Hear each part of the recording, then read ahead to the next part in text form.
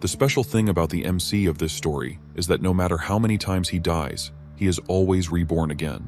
It's happened so many times that it's not funny anymore, and each time he is reborn in a different world and time, from the most primitive civilizations to those who conquered outer space. This time, our hero's carelessness cost him his life in a battle against a monster, and he was reborn as a baby again. But he's a pro at reincarnation for a reason. Let's see what he comes up with this time. In this current life he's got, he begins to scan his surroundings, and by the looks of the furniture and room decor, he's sure this must be somewhere in the Middle Ages. With the expertise he's built from his past lives, he can tell this isn't Earth, which makes him wonder if he's in a fantasy setting this time. Personally though, he's found the sci-fi worlds to be more comfortable. They were clean, high-tech, and had other perks. But after taking in his current surroundings, he's at least glad he's not born into a poor family. They've even got maids, which leads him to believe this must be a humble upper-class family in a fantasy world. But more than anything, he's pretty glad that this hot chick is his mother, and he's enjoying every kiss from her to the fullest. Though the language she's speaking is unfamiliar, there's something he can understand without knowing the words. The feeling of her holding him so tightly, out of fear of dropping him, and the warmth in her eyes tells him that he's gotten a loving mother in this life, which is a blessing in itself. You see, through his countless lives, he's met and gotten to know all kinds of mothers, but motherly love wasn't always given. Sadly, he's even been abandoned right after birth, and there was also a time he was exploited as child labor. But this time around, he has a good feeling that this life won't be as hard as many of the ones he's lived. That's when a maid comes in and insists on holding the prince as the lady might be exhausted. The mention of prince catches our boy off guard.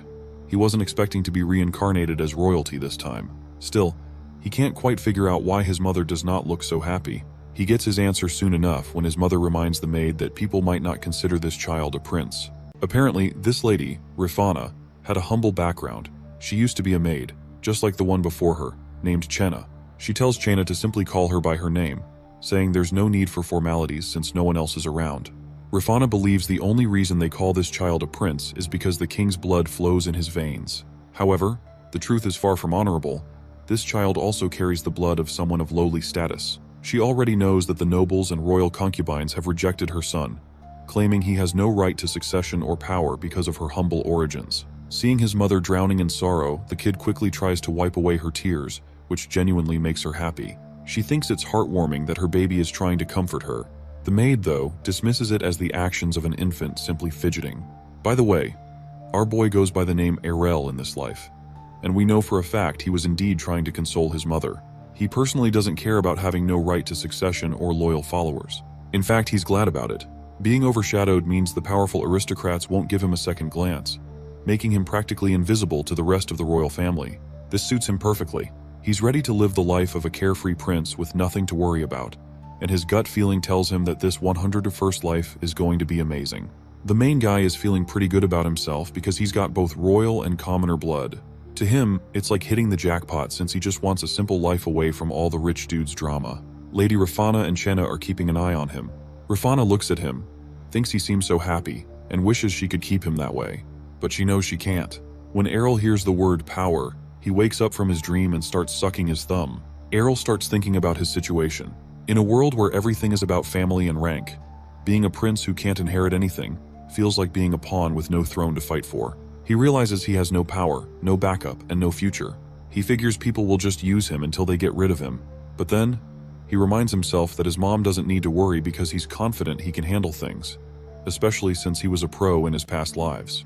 3 months go by, and Lady Rifana looks at baby Errol while he's sleeping. She thinks he looks like a little angel. She strokes his hair and wishes it felt like the king's. Just then, Chenna tells her the carriage is ready. Rifana quickly kisses Errol's cheek and tells him to be good before she leaves. As the door shuts behind her, we see Errol wasn't really asleep. He was faking it. He laughs but quickly covers his mouth so Chenna doesn't come running in to check. Errol thinks it's tough work being this charming, especially as a baby with everyone watching him. He then sits up, ready to do something no baby should be able to do: power up. He knows time is short, and he needs power to make his life easier. In every world, he knows one thing is always true: strength is everything. If he's strong, nobody will mess with him. While cultivating, Errol starts thinking about all his past lives and how he didn't waste them. One of his biggest wins was creating a method that lets him train even as a baby: the origin creation Qigong technique. It's something his 30th reincarnation invented, and it's a total game changer. This method lets Errol work on both his natural chi and origin chi at the same time. The best part? Nobody can even tell he's training. Errol does some quick math and figures out he'll have 60 years worth of inner chi by the time he's 10 and 180 by 20 if he keeps this up. Once he gets past the early stages, he won't even need to focus so hard. He could train while chilling in Chaina's arms if he wanted. To speed things up, Errol uses his energy to stimulate his nerves, moving all the chi to his brain and frontal lobe. The heat from this process spreads through his body, making him sweat like crazy and feel sharp, unbearable pain. As the energy builds up, Errol feels like he's about to lose control. He screams but quickly stops himself. Chaina hears the noise and rushes into his room. But when she looks at him, Errol is lying still in his crib, pretending to sleep. She wonders if he needs a diaper change and leans in to sniff. Errol panics inside, knowing any touch from her might ruin all his hard work. But to his relief, Chaina smells nothing and mutters something about him having a bad dream before walking out. Once she's gone, Errol's body is like a mini furnace, with his energy leaking out everywhere. He struggles to keep it together, feeling like his body might not survive the strain. Nonetheless, he pushes through the pain, determined not to let anything or anyone control his life. Even if it means risking everything, Errol is set on using the origin creation Qigong technique to become powerful enough to live comfortably and on his own terms. Just as he steadies himself, another scream escapes him, loud enough for Chaina to hear outside his door. Chaina suddenly rushes into the room, thinking something terrible has happened. She finds Errol sweating buckets but still lying there, looking like he's peacefully sleeping. Deciding he might need some extra care, she runs off to prepare a bath with herbs. The moment she's gone, Errol jumps to his feet, happy because everything he's been working on is finally paying off. When Chaina returns, she carries him in her arms and says good things to him for being such a strong little guy. Errol just smiles, feeling lucky she hasn't noticed anything unusual. Thanks to his mana concentration technique, his body is constantly absorbing energy even when he's just eating or sleeping. He feels thrilled knowing that in just 3 years, he'll be stronger than most adults. By the time he's 10, his power will be unmatched, and the thought makes him really happy. As Chaina holds him, she hears a strange noise from above, but gets distracted by Errol's cheerful expression. Meanwhile, Errol is already imagining the life ahead of him, powerful, respected, and living like a king. He can't wait for that future to arrive. It's been only 5 months since Errol was born, but thanks to his mana absorption technique, his physical strength and inner energy are leagues ahead of any baby his age. Crawling on the floor, he doesn't stop pushing himself, knowing he's on track to surpass everyone soon. Just as he's focused on his training, Lady Rafana walks in and carries him up off the carpet. She brings him a toy he wasn't expecting, and for a moment, his eyes are glued to it. Seeing her disappointment when he hesitates, Errol quickly starts playing with the toy, pretending to have a blast. Inside, though, he feels secondhand embarrassment for very obvious reasons. Still, Lady Rafana and Chaina laugh at how happy he looks, talking about how handsome and perfect he is. Errol secretly loves the praise but knows it's mostly thanks to his mother's good looks. Even so, he decides to embrace these moments of being the fun baby, knowing this time won't last forever. The baby protagonist suddenly shows them that he isn't happy, and Chaina can't figure out what he wants at first, but all he really wants is food. He starts to cry as he tries to make it obvious. Finally, Chaina guesses right and gives him some milk. While he is busy drinking, the adults start talking about money. They talk about how the funds for the house are running low since yesterday. Even though Errol needs proper food as a prince, there just isn't enough money. The mansion's budget has been cut hard this year, and even raising one child is becoming a struggle. This is quite odd for a royal family. Errol overheard the maids talk about this before. They say his mother, Lady Rafana, will have to eat less to save money for everyone else. If she doesn't, nobody will make it through the season. Errol can't believe it and thinks it has to be a joke. But his mother stays positive, saying it doesn't matter if she doesn't survive as long as others can. Hearing this makes Errol upset. How can they treat his mother like this? She isn't powerful or important in the eyes of the nobles, but she's still his mom. Even though she gave birth to a prince, neither of them have any real status or protection. He starts to understand why she is always going out in the carriage. She's been trying to meet the king, but it seems like she keeps failing. Errol thinks it's cruel. Even if the king doesn't care about her, she is still the mother of his child. How can he let others treat her so badly? He starts crying again because of this, and Chaina hands him over to Lady Rafana, and he calms down in her arms. Even as a baby, Errol wants to help his mom. He knows he can't do much, but he has to come up with something. Winter is coming, and things will only get worse with the cost of heating. In his baby bed, he puts his boss baby brains to work and starts thinking hard about what he can do to help. Then suddenly he gets an idea. As Errol stares at the charcoal in the fireplace, he suddenly remembers that charcoals are made out of carbon, and jewels like diamonds are made of carbon as well, and his brilliant mind sees a way to solve their money problem. If he can turn charcoal into a diamond, he could change everything. Even though he's dying to jump out of the crib and get started, he knows his tiny baby body isn't strong enough yet. Instead, he decides to use his mana to float himself out safely. Nobody else knows that charcoal could be this useful, but to Aurel, it's like finding treasure. So he immediately pushes away his self-praise and gets to work while the rest of the house is asleep.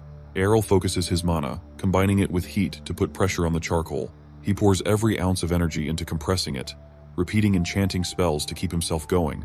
The process is tough, and the pressure pushes Aurel back, but he stays focused, refusing to give up. He keeps thinking about his mother's happiness when she sees what he's made. Just as he thinks about her, a sudden burst of energy causes soot to explode out of the chimney. Aurel moves over to the fireplace, digging through the mess until he finally finds it, a sparkling diamond he created with his own power. The diamond's beauty leaves him speechless. Now, he just needs to figure out how to give it to his mother without making her suspicious. Feeling satisfied, he rests until morning. When Chaina greets him the next day, she's shocked to find Aurel walking around outside his crib, covered in ash and soot. She picks him up, confused about how he managed to escape. She assumes he must have been playing all night, but the mess in the room makes her pause. The floor, the fireplace, and the carpet are all filthy, and Chaina wonders if the house has always been this chaotic, or if something strange happened during the night. She tells our boy not to touch the floor, but he doesn't seem to care. He quickly comes up with a plan and puts the jewel in his mouth. Chaina notices something strange in his mouth and asks him to spit it out. She pinches his cheeks, and a diamond falls out. She gets very surprised and asks where he got it and if it was from the floor. Chaina, who looks after the palace treasury, says nothing is missing and that the diamond isn't even listed. So she hugs Aurel, saying it seems like he wanted to give it to her. Aurel smiles and agrees, with a feeling that his mom would probably like it too. Later, wagons pull up at the palace, filling up the empty kitchen storage with food and firewood. Thanks to the diamond, they now have 5 years' worth of supplies. Lady Rafana worries about who the diamond might belong to, but Chaina assures her that it's fine since the castle was abandoned for nearly 100 years before Lady Rafana took over. She also adds that it could be a blessing meant for Prince Aurel. Lady Rafana isn't sure, but she sure feels thankful for the resources. Aurel holds onto his mom's dress, thinking she just needs to hang in there until he grows up. He dreams of a future where she doesn't have to struggle anymore. As he clings to her, she promises to make sure the king knows he has a son named Aurel. That winter, the fireplace keeps burning, and the palace's finances finally get back on track. The changes are obvious around the palace. One day, while Lady Rafana is eating, she notices the meal is way too much for her and asks about the servants. Chaina assures her everything is fine since Anna, who had quit, is back, and the servants are being treated better now. But what stands out the most to Prince Aurel is how his mom isn't looking sad anymore. As he watches her, he thinks she looks prettiest when she smiles. Even though it's the coldest winter ever, it feels warmer to him because things are stable, and his mom is happy. A year passes, and Chaina and Lady Rafana are busy deciding what Prince Aurel should wear. They make him try on a bunch of outfits before picking a fancy one. Aurel can't figure out why they're making such a big deal about his clothes. Feeling tired, he lies down on the floor and starts whining, surprising both his mom and Chaina. Chaina quickly figures out he needs to rest and tucks him into his crib. Then she says that Prince Aurel is going to be officially recognized as part of the royal family. Aurel, confused, wonders what she means by recognized. Lady Rafana is happy Aurel has grown up without any issues and wonders if the king will show up for his birthday. Chaina reassures her, saying the king is just waiting for the right time since bad things often happen to newborns. Aurel overhears them talking and realizes all this fuss is for his birthday. Lady Rafana says not everyone might like the banquet, but it's the perfect chance to officially announce that Aurel has royal blood. She's glad the Ernesia royal family rules apply to him too. Aurel notices how excited his mom seems and figures it's because of the banquet. Then it hits him. If there's a banquet, the nobles and other royals will be there, and he might finally get to meet the king. The banquet for Prince Aurel kicks off that night with a grand feast and an over-the-top party that clearly cost quite more than a fortune. Prince Aurel is kinda thrilled to see the lavish decorations, the food, and the fancy outfits the kingdom homie's wearing. Everything feels like a dream to him. Lady Rafana picks him up and asks if he's amazed. Aurel thinks this whole thing is definitely a new experience. Chaina points out that it's probably the first time he's seen so many people in one place, and Lady Rafana reminds him that he's the star tonight, giving him a kiss on the cheek. Aurel catches the judgmental stares from the nobles and overhears their whispers about him and his mother, but he doesn't let it bother him. His focus is on one thing, meeting his father, King Terrell of Ernesia. Aurel burns with frustration, thinking about how the king has never cared about their lives. He decides this banquet is the perfect chance to make sure the king notices him. The atmosphere changes as the royal family of Ernesia walk in, officially starting the banquet. Errol figures this must be the queen and her family. He can feel their strong presence as they approach. His eyes lock onto the queen, her children, his half-siblings, and the eldest son, who stands out the most. There's also a girl acting dramatic, like she's in her own fantasy world. Aurel mentally notes that he needs to learn more about each of them, but they walk right past and completely ignore his mother. Lady Rafana notices the commotion might be overwhelming for Errol and tries to comfort him, even though Errol knows she's probably struggling herself. She still manages to make him laugh, easing the tension. Meanwhile, the crowd is fixated on the queen, admiring her beauty. Errol notices a sudden change in his mother's expression.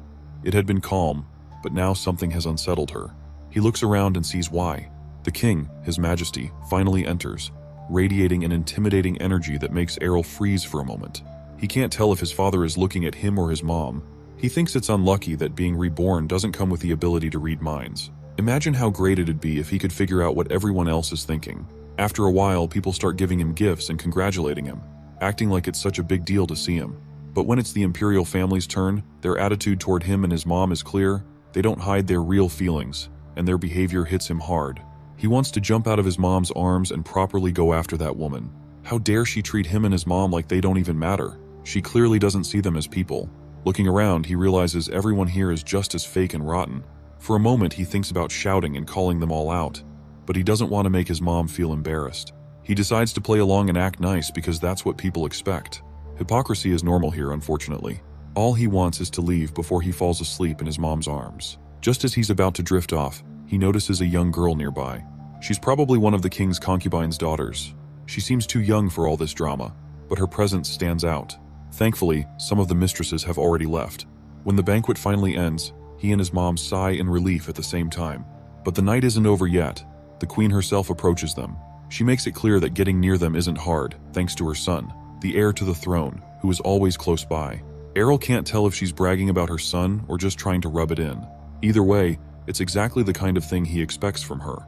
The queen goes on to say how sweet Errol is and how much he resembles his mom, but Errol isn't buying it. He's sure she has something to do with their struggles. After all, someone has to be behind the drastic cuts to their castle's finances. The knights had been turned into lumberjacks just to gather firewood, and Errol's clothes look like they've been pieced together from scraps by the servants. Meanwhile, the queen wishes him a long life and other formal niceties, but as she leaves, she smirks, leaving a sour impression. Then something unexpected happens. Lady Rafana spots the king himself. He asks if she is getting used to the castle, and she gives a polite but not entirely truthful answer, which doesn't surprise Errol. All he wants is for the king to give them the support they need and act like a proper father. Errol starts crying loudly, which makes the king take notice and ask to hold him. It's the first time the king has seen Errol in a year. As he holds him, the king seems kind of confused. Most of his kids cry non-stop when they see him, but Errol just smiles. Errol thinks it would be funny if his charming baby smile could leave the king stunned. The king seems to start liking him a little bit, amused that Errol isn't scared of him. He even says something about raising him in the future. But Errol isn't interested in staying still. He makes gestures, signaling for the king to put him down. The king assumes Errol wants to walk, but Lady Rafana quickly says he can't walk yet since he's only a year old. At that moment, though, Errol decides it's time to prove everyone wrong. He takes his first steps right then and there, knowing he's the star of the evening and needing to show off. The room erupts in excitement as everyone cheers for little Errol's first steps. Even the king seems impressed, realizing Errol is trying to show him something important, that he isn't like other kids. Errol feels confident that this is just the start of proving himself. But as he reaches the table and tries to steady himself on it, he performs an epic fail. The whole table, along with all the food and drinks, comes crashing down. As the plates and glasses come crashing down onto Errol, everyone is freaked out, even the king. But Errol? This was all part of his grand little scheme. Not just to show off that a one-year-old could walk, but to pull off his perfectly executed dramatic act. He lies on the ground crying like he's in the middle of an epic tragedy, and the king picks him up, checking for injuries. The king sees that Errol's clothes are soaked in wine but finds no real harm. He decides Errol needs a change of clothes. Chaina steps in to help, but the king waves her off, wanting to handle it himself. What he discovers next leaves him speechless. Underneath Errol's stained clothes are undergarments that look more like scraps than anything worthy of a prince. Chaina looks confused, claiming she had dressed Errol in fresh clothes earlier that morning. As the king inspects the fit, he realizes how shabby and pitiful Errol's life must be, and the crowd starts murmuring, saying stuff about it being disgraceful and all. Frustrated by the whispers, the king demands silence, with his voice blasting through the hall and sending shivers down everyone's spines. He looks at Errol's mother, clearly processing how poorly they've been living. Meanwhile, Errol is feeling quite relieved. His plan worked perfectly. His clothes might have been ruined, but they had told the story he wanted. In reality, Errol had been busy that morning. While Chaina was getting him dressed, he used all his tiny strength to stretch and tear at the cloth, making it look as raggedy as possible. It wasn't hard, and with a little magic, he gave his outfit the extra touch of poverty he needed to make his statement. If he were older and stronger, he wouldn't have needed to rely on magic, but it worked anyway. The king finally asks Lady Rafana to explain how things got this bad. How could they fail so much at maintaining their status? But seeing how distressed she is, he doesn't press her for answers. Instead, he turns to one of his officials and asks how funds are distributed for the concubines' castles. The king is disappointed because, as far as he remembers, he'd given clear orders for the budget to be shared equally.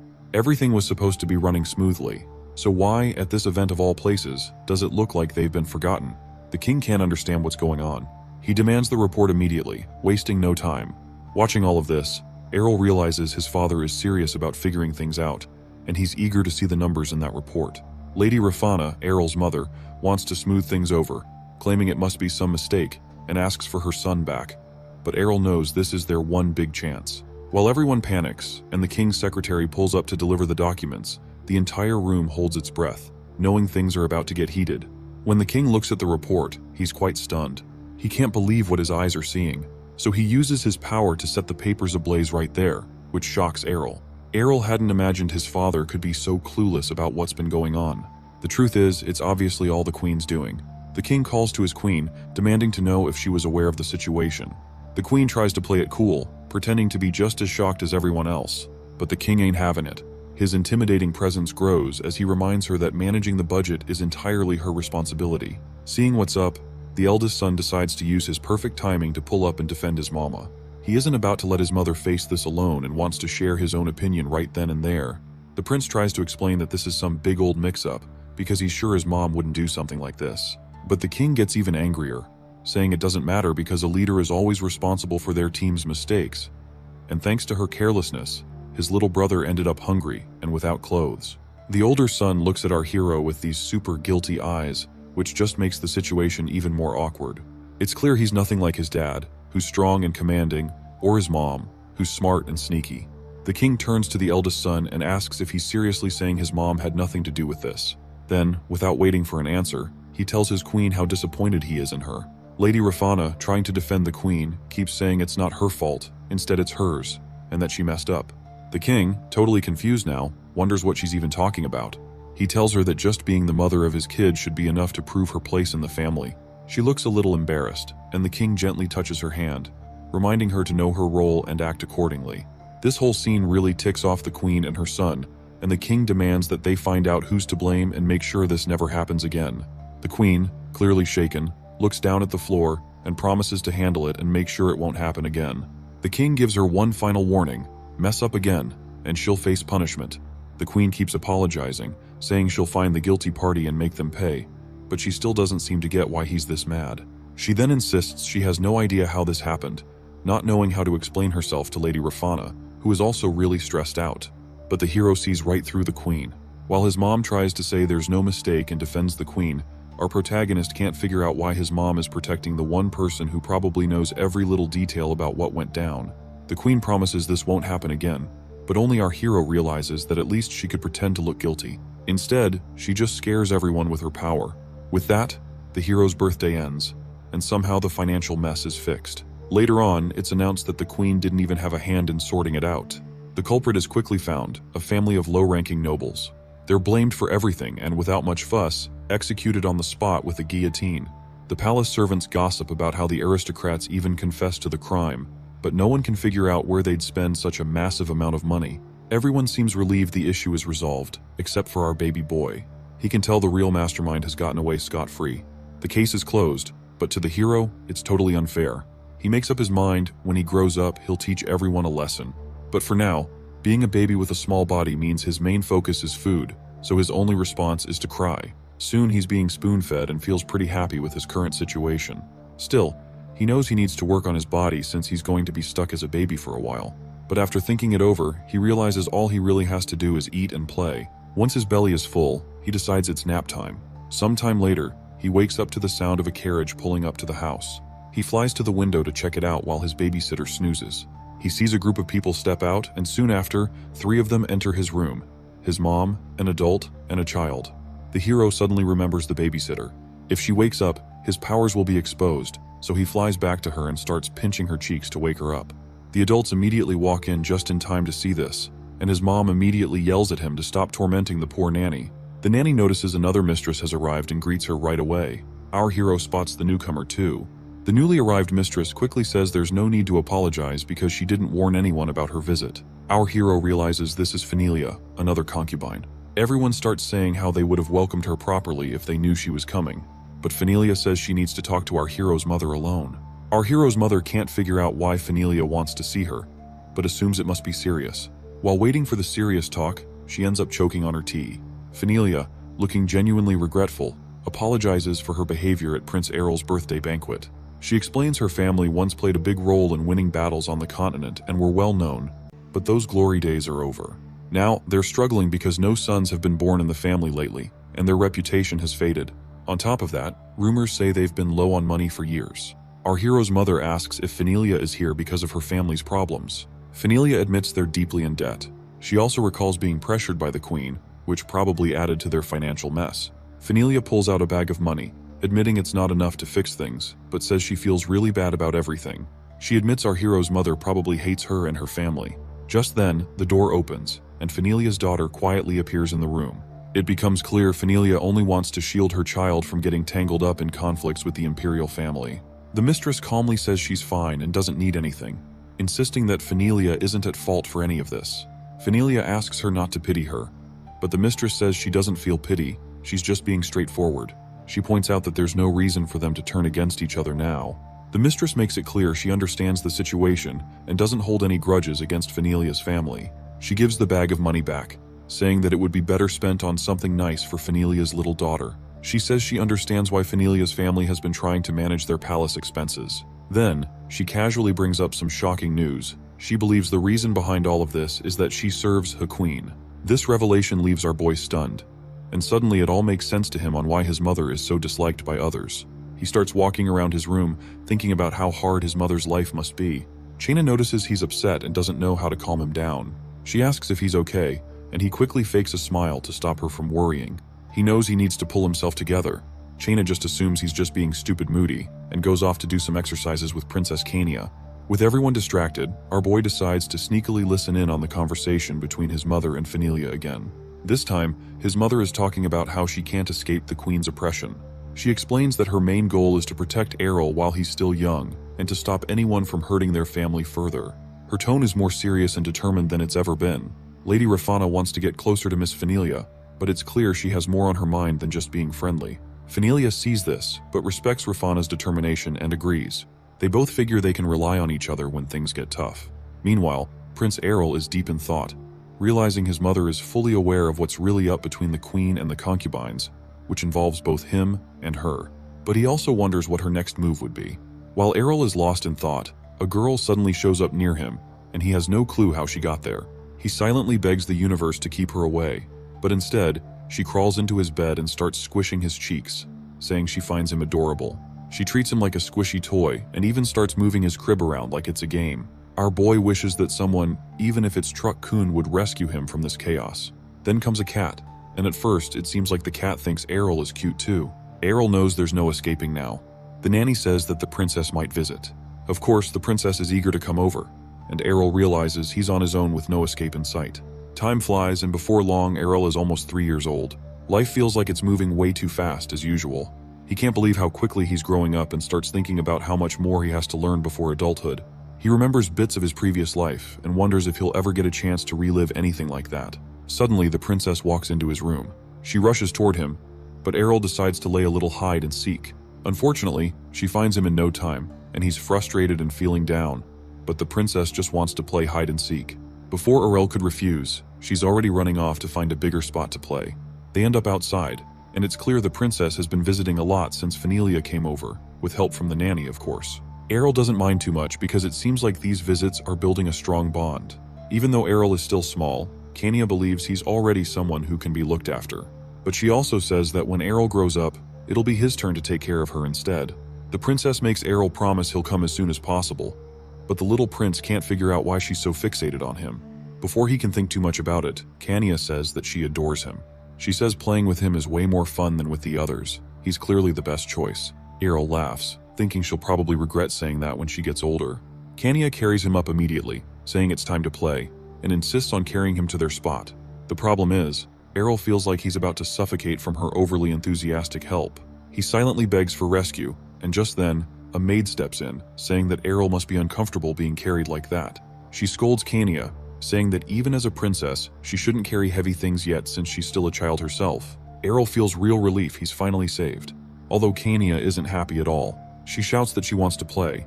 The maid says she should try drawing or listening to something classical instead, but Kania is sick of all that boring stuff. She says she wants to swing a sword, just like her brother Kyle. Errol notices her practicing with a stick and quickly realizes her balance is way off. The stick's weight is all wrong, and she's not holding it properly. Despite this, Kania is completely into it, imagining she's already defeated some powerful imaginary swordmaster and claiming victory for herself. The maid tries to explain why Kania isn't allowed to practice like Kyle and Lennon. This really upsets the princess, who can't understand why they're allowed but not her. The maid tells her that it isn't proper for a princess to dirty her hands, reminding Kania that she's supposed to be elegant and ladylike. Kania isn't listening, some Mulan vibes. She's already snatched up the maid's sword, and before the maid could stop her, she's talking excitedly about swordsmanship. The maid panics and chases after her, begging her to hand over the sword, or at least just take the sheath instead. Errol stands nearby, and he finds himself liking Kania more and more now. As time goes by, Prince Errol turns 5. He's out in the fields of his land, looking all royal and bold, pretending to race on his mighty steed. But let's not get carried away. He's just rocking back and forth on a toy horse, having the time of his life. Chaina, his maid companion / horse trainer, says he should try riding a real horse, but Errol waves it off, saying it's too risky. Chaina tries to hype him up, telling him a prince his age should be into stuff like riding horses and swinging swords. But Errol is like, nah, princes don't have to do all that. This leaves Chaina feeling bummed because he's not exactly oozing ambition. Here's the catch, Errol's no ordinary kid. This is his 101st life. Yep, the guy's been through the ringer more times than he can count. Over all those lifetimes, he's figured out one harsh truth. Being too good at anything only brings trouble. Every time he's been a pro at something like sword fighting or magic, it's drawn all the wrong people, either wanting to use him or take him down. So now, he's all about staying low-key and enjoying the perks of being a prince without breaking a sweat. Back at the castle, Errol tells Chaina he needs some alone time, and she agrees, though she's not thrilled about it. Once she's gone, he shuts the door, kicks back, and just lies there doing nothing. Later, they end up in a bit of a pickle. Chaina's frustrated, asking why he hates studying so much, pointing out that a 5-year-old prince should be eager to learn and grow. But Errol's totally not interested, don't care about the world, and definitely not into cramming knowledge. Chaina sighs, half joking that he sounds like someone who's lived 100 lifetimes.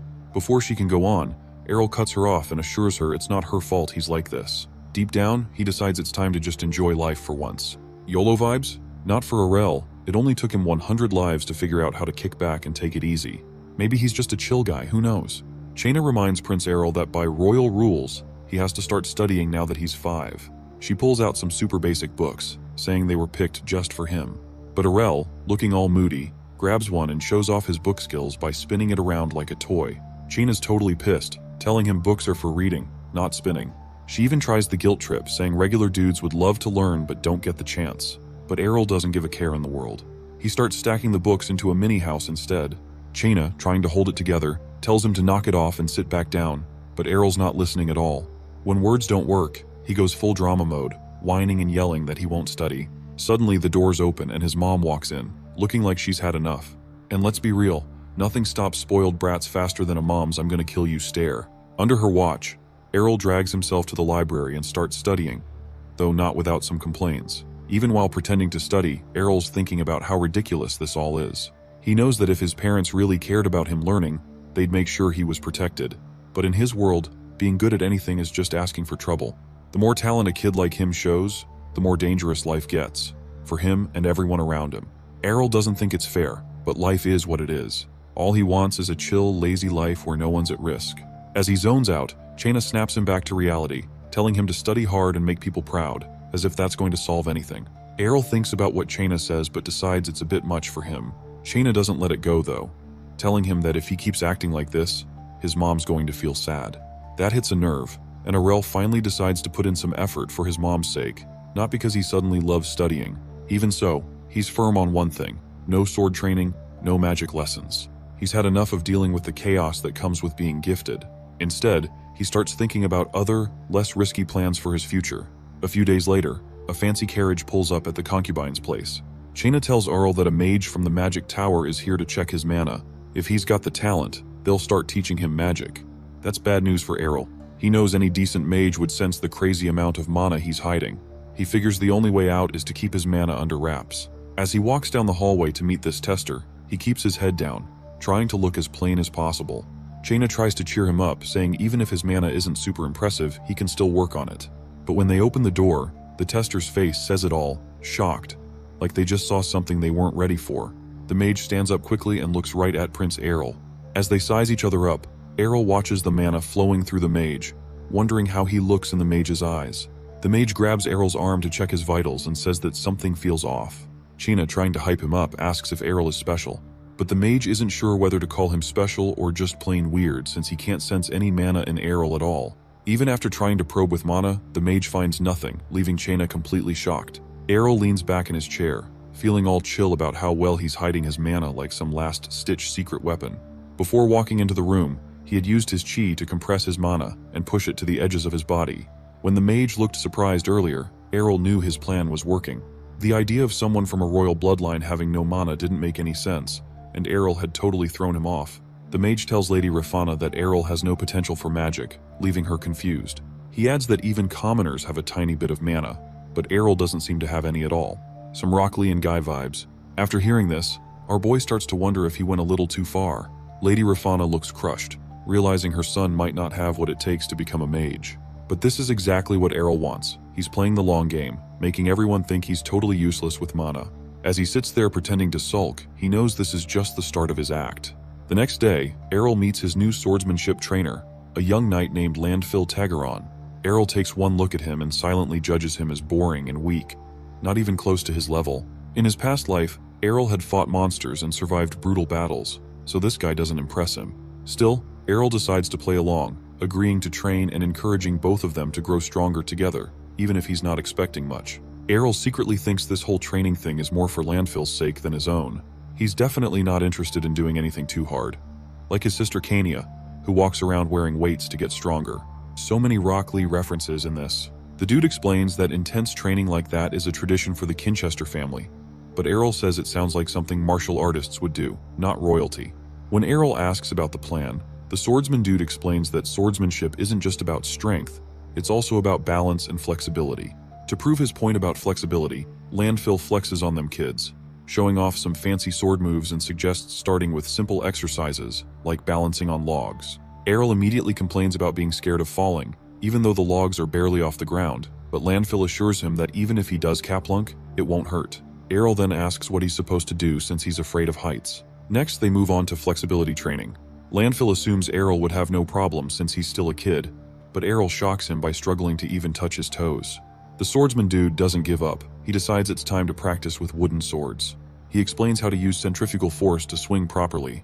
Aurel gives it a try, but his grip is so bad the sword goes flying. Landfill looks stunned as Aurel completely messes up the exercise. Aurel, pretending to be crushed, tells Landfill he's hopeless at swordsmanship. But Landfill encourages him, saying it's only his first try and he'll get better with practice. Handing him another sword, they continue the session. The whole time, Aurel is very aware of someone watching him. His clumsy performance is all part of his plan to spread rumors about how bad he is, making sure word gets around the city. Rumors are flying among the nobles that Prince Aurel is even worse off than commoners when it comes to mana. People are saying he's failed at every kind of training, and he's so clumsy he could trip over nothing. While some find it hilarious, it's not doing Aurel any favors. At the concubine's castle, Aurel is chilling with cookies and orange juice. Kind of a surprising combo for medieval times, when he hears about a new private tutor coming to teach him. The gossip about him being useless has scared off most tutors, so Aurel's curious about who's brave, or crazy, enough to take the job. He looks out the window just in time to see the tutor stepping out of a carriage. A few minutes later, he finds out the guy's name is Gamel Pernia. The vibe in the room immediately gets awkward, with Gamel stuck teaching someone everyone thinks is hopeless, and Aurel already bored out of his mind. Aurel sighs and figures they might as well start with literature, focusing on foreign and common languages. Gamel piles up books in front of him and says basic grammar should only take a day to learn. But since Arel's reputation is so bad, Gamel gives him a few days instead, acting like it's no big deal if he can't get it right. This annoys Arel, so he promises to give it his best shot. Gamel keeps talking, saying bad grades don't always mean someone isn't trying. Sometimes, it's just how the brain works. He basically says it's not Arel's fault, but the backhanded compliment feels worse than outright criticism. Arel starts feeling the weight of people looking down on him. Sure, he wanted everyone to stop expecting so much from him, but he hadn't expected their pity to sting so much. Late at night, Arel goes ninja baby mode and sneaks into the library, feeling himself about his top-tier language skills. Thanks to hundreds of past lives, he's been fluent in multiple languages since he was a toddler. As he walks through the library, he wonders if he should let everyone know just how much of a genius he really is. He focuses mana in his hands and starts searching for books on vocabulary and grammar, using magic to pull them off the shelves as he walks by because he's too midgety to reach. He doesn't stop there though. He grabs books in foreign languages too, trying to know even more than he already does. With everything neatly stacked on a table, he gets to work. Flipping open a book, Arel thinks about how all languages follow the same basic rules. He's lived 100 lives, and in every one of them, he's been busy learning. That night, starts studying hard, very much determined to show off just how smart he is the next day. A few days later, Gamel pills up, saying his jokes have gone too far and asking if he really understands the common language. Arel sighs and says he's not lying, even trying to prove it by reading something. Gamel feels like he might have just memorized some passages, but Arel says to him that even memorizing a whole language would be impressive. Considering how tricky the kingdom's official language is compared to others, Gamel challenges him to pick a random book and read it. He points out that even the smartest kids need to be at least 12 to handle basic reading, and Arel's only 5. Arel immediately grabs a book and reads it flawlessly, leaving Gamel in total shock. Gamel is quite overwhelmed and even starts tearing up, calling Arel's talent extraordinary. After all, when a student excels, it makes the teacher look good too, you know. Arel tells his teacher that he should feel lucky to have such a genius for a student. Fired up loads, Gamel jumps into the day's lesson, ready to teach his brilliant pupil. By the next night, the rumors about Arel take a wild turn. Where people used to mock him for being clumsy and useless with a sword, now they're all hyped about how he mastered the common language in just 2 days. Rumors start flying here and there about how Arel can solve math problems in his head like it's nothing. And just like that, the legend of a genius Arel is born. But where did these stories come from? Turns out, down at a local tavern, someone's been spilling the tea, or beer rather. Gamel, Arel's tutor, is sitting there, a little too tipsy, bragging to anyone who'll listen about how he always saw the prince's potential when everyone else didn't. He's going on and on about how hidden talents just need the right teacher, aka him, to shine. Before long, word about Arel's smarts makes its way to the king. The king is pretty amazed and talks with Lady Rafana about how their son might have struggled with all the sword and magic stuff because it just wasn't his thing. Lady Rafana apologizes for causing any worry, but thinks that, as his mom, she should have realized how special he was sooner. The king, seeing her concern, reassures her. They share one of those heartfelt and very cultured moments that would make the queen need eye bleach, and he tells her he's sure their son will grow up to do amazing things. Meanwhile, our boy is out here eavesdropping on the whole conversation, thinking to himself that, yeah, he'll do just enough to keep the king impressed, pick a good spot in life, and have some fun while he's at it. And so, Arel kicks off his 101st life, this time as a brainiac prince. A few days later, he notices more guards hanging around outside the concubine's castle. It doesn't take long for him to figure out that since he can't fight or use magic, the king probably sent them to keep him safe. Arel feels a little proud, guessing the king's in a pretty good mood. But then, some loud sound behind him grabs his attention. Chaina has dropped off a massive chest, and his mom explains it's a gift from the king. Arel immediately opens it and finds it stuffed with gold coins, shiny jewels, and all kinds of treasures. As he's digging through, something catches his eye, a unique-looking necklace. Chaina asks if it's the priciest thing in the chest, but Arel decides it's not about the cost. This necklace is the coolest thing in there by far.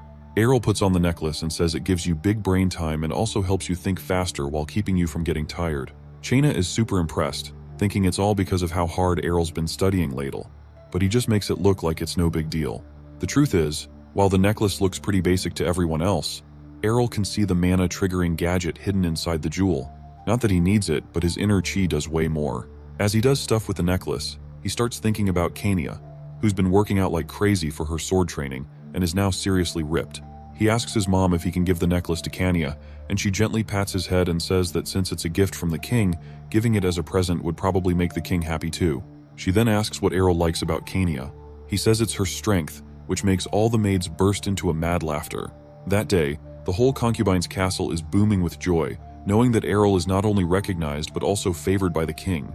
The young knight even brags about it to his fellow guards, reminding them to take pride in being part of the concubine's castle. A few days later, Errol is sitting in the dining hall with Chaina. She tells him all the desserts he requested are ready and asks what he thinks of them. Errol tries one after another but isn't happy with any of them. He's annoyed and keeps searching for something better. Chaina encourages him to slow down and enjoy the treats, asking if they taste good. Errol, frustrated, says none of them are sweet enough because they're all missing what he's looking for. Chaina, confused, says these desserts were made by the best chefs and offers to bring one over to fix the problem. That's when Errol has a light bulb moment. What he needs isn't a chef, he asks for an alchemist instead, which just surprises and confuses Chaina. Prince Errol starts spacing out, thinking about Coca-Cola and snacks from his old life, practically drooling, just imagining the taste. He figures he'll need an alchemist to recreate cola, but that's easier said than done. Chaina, super confused about why he'd want an alchemist, asks him what's going on. Errol freezes, realizing she must have heard him daydreaming out loud. He thinks about explaining but quickly decides it'll sound way too weird, especially since he's only 5. Instead, he starts putting together the problem. The kingdom doesn't have the right seasonings or fancy techniques needed to make something like cola. The more he thinks about it, the more he realizes how tricky it'll be. Making cola isn't just mixing stuff together. It needs all these extra steps he can't even do yet. Feeling bummed, he starts fantasizing about the fizzy, sweet drink again. But then he snaps out of it and reminds himself that he's supposed to be a genius scholar. If anyone can figure it out, it's him. He suddenly jumps up and bolts out of the room. Chaina stares after him, completely lost, and asks where he's off to. He yells back that he's going to study, leaving her scratching her head, wondering if she even heard him right. Errol, meanwhile, is sprinting through the castle, laser-focused on one thing: chemistry. He knows cooking and chemistry go hand in hand, so he's convinced alchemy is the key to cracking the cola code, no matter how tough it'll be. Fast forward 3 years. Now 8 years old, Prince Errol is running a meeting, sitting at the head of a big table. They're talking about building new bridges in areas where merchants travel a lot. One of the supervisors asks what he thinks about the plans. Errol checks out the blueprints, compliments how impressive they look, and then casually asks who designed them. When a supervisor proudly claims credit, Errol's expression changes. He threatens to fire the guy if he ever shows up with another useless design. The room? Dead silent. Prince Errol points out a few problems in the bridge design, saying that while it might work for now, it'll be a disaster when snow piles up in the winter. The weight would crush the wooden parts underneath because the designers cared more about making it look fancy than keeping it safe. Our boy makes it clear that while the kingdom should look impressive, safety has to come first. He demands they redo the design and then moves on to the next blueprint. With his crazy amount of knowledge, Errol's workload is kind of shooting through the roof. The so-called experts in the room can't hold a candle to him, but they've decided to trust this 8-year-old genius anyway.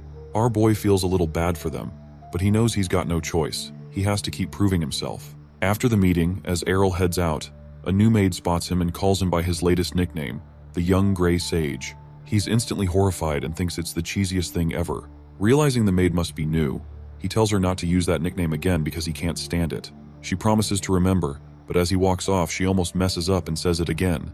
Errol, now extra annoyed, silently swears that nickname is the lamest thing he's ever heard. As his carriage moves off, Lady Rafana looks out the window and asks Chaina if Errol is heading somewhere important. Chaina tells her that he's going to see the king, which makes her wonder what they'll talk about. Chaina hesitates, almost saying that Errol is interested in learning alchemy. Meanwhile, up in the carriage, our boy is busy imagining how the king might react when he drops his alchemy request out of nowhere. Even though his audience request was approved right away, Errol figures the king must trust him now, especially since he's been handling so many responsibilities like a pro.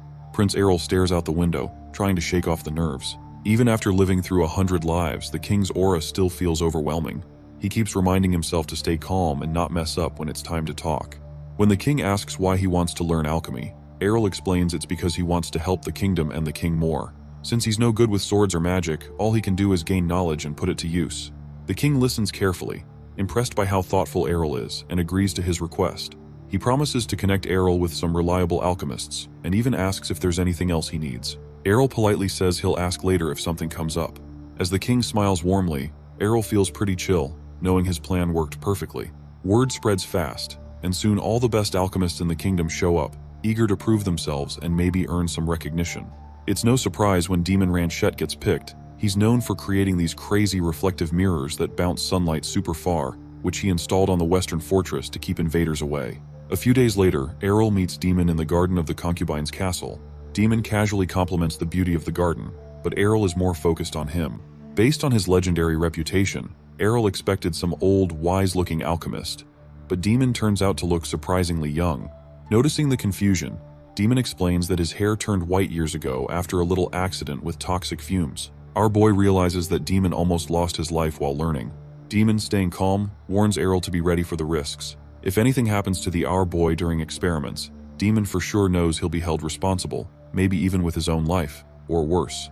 Demon explains that alchemy is way harder and more dangerous than Errol probably thinks. He even points out how young Errol is, but before he can finish, our boy cuts him off. He tells him that he knows what he's getting into. Alchemy isn't magic, it's science, and he's not chasing silly dreams like turning rocks into marshmallows, or going miracle mode by turning into wine. What he really wants is practical tech, methods to clean iron ores and create stronger metals for the kingdom. Demon is blown away by Errol's ambition and sharp thinking. He feels this kid is destined to lead the kingdom of Ernesia someday. After being inspired by Errol's speech, he kneels before our boy, telling him that although his skills are lacking, he'll teach him everything that he knows. A few days pass since alchemy class kicks off, and Prince Errol is deep in his studies when Demon suddenly asks if he's done this alchemy stuff before. Errol gets caught off guard, thinking maybe he's been showing off too much, but he quickly changes the subject, saying he just read about it in a book. Demon seems cool with that and even says Errol matches the rumors he's heard. Errol feels relief because of his genius scholar act is working. The two of them end up grinding all day, every day, from sunrise to sunset. As they dig into their research, Errol figures out that you can harden iron by throwing in some eggshells or bone ash. He shares this discovery with Demon, and they keep making progress. Later on, Errol learns how to extract lead and other stuff. He also notices that, aside from some special metals and medicines in this world, everything else is pretty much the same as what he remembers from his past lives. He talks about how lucky it is that the rules haven't changed. Demon hears him and asks what he meant, but Errol tells him that he was just talking to himself. With everything going according to plan, Errol sends a letter to the king asking for more alchemists. The king doesn't waste time and agrees, telling his men to gather the best alchemists in the kingdom. But there's a teensy tiny problem. One of the king's advisors kinda hesitates, because he's worrying about complaints over the budget, but the king shuts that off immediately. He trusts Errol's work will be worth it and good for the kingdom. Meanwhile, back in the kingdom, Errol says he's going to create a carbonated drink, a soda. The alchemists are surprised and ask if he's seriously planning to make food. Our boy happily says that's exactly what he's doing. He starts explaining some basics, but before he could get too far, the alchemists start feeling disappointed. They came here hoping to achieve big things and bring honor to their families, only to end up making snacks. One alchemist even complains about giving up his cushy, huge professor job at the Alchemy Academy just to get turned into chef's apprentice. To calm them down, our boy promises they'll be well paid no matter how things turn out. That does the trick, and the alchemists start tossing around ideas. First, they figure they need carbonated water, which naturally exists in some parts of the kingdom and can be brought in pretty fast. Our boy notices these guys aren't exactly driven by passion. They're just happy as long as they get paid or earn some fame. Still, he knows they'll be useful for speeding up his research. A few days later, wagons loaded with barrels of carbonated water roll in from all over. This makes our boy very happy, and Demon pops open one of the barrels, but the nasty smell makes him cringe as he asks if they're really supposed to drink this. Errol tells him they need to test if it's drinkable, but after checking the first barrel, he almost gags and decides it's a no-go. The water's an epic fail. He checks the other barrels and yup, they're all terrible. But our boy doesn't lose his cool.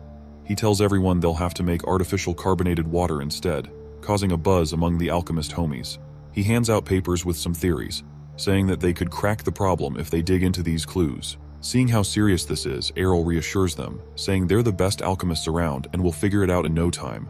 When he turns to Demon for some backup, his response doesn't exactly scream enthusiasm. These alchemists really are the top-tier brains in Ernesia. Feeling good about things, Errol leaves the room, telling them that messing around with theories and testing stuff should be their happy place, so he won't hover around. Still, he wonders if they can pull this off in just a week, but figures the challenge will only make them work faster. A few days later, Errol is really excited as he tells the alchemists this carbonated water will bring energy to the kingdom and also summon in piles of cash. The alchemists aren't so sure, secretly wondering if it's all dumb hype.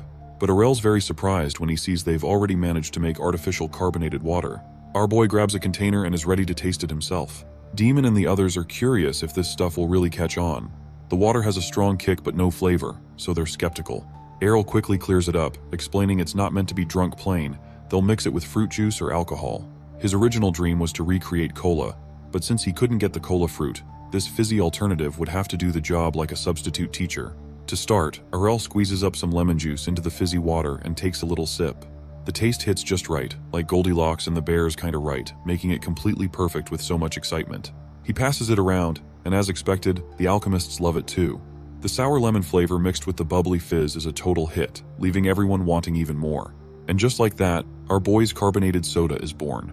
Word of the drink spreads like wildfire, turning it into such a luxury that the people can't get enough of, even outside the borders of Ernesia. Lord Dement, the Earl of the Northern Territories, can't wrap his head around this soda thing Prince Errol has created. He has to double-check with his servant, who confirms it's all thanks to Errol's lead.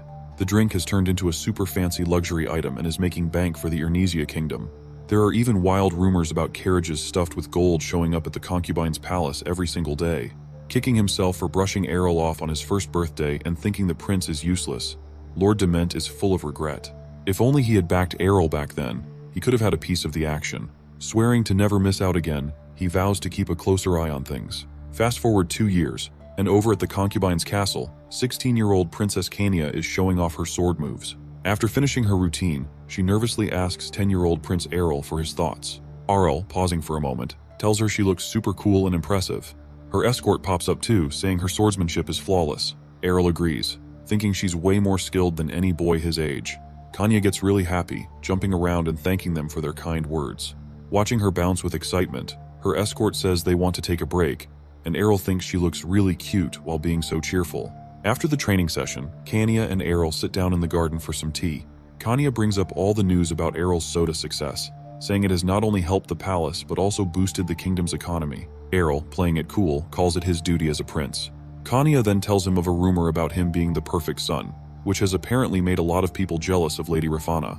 But there's more to this story than just Errol's soda fame. After learning his mom, Rafana, comes from a fallen noble family that used to run a small territory and has been living like regular dudes, Errol decides to hand over the soda distribution to her family. This turns out to be a genius move, as people aren't just buying a bottle or two. They are lining up to grab crates of soda. The demands are higher than the Grimace shake.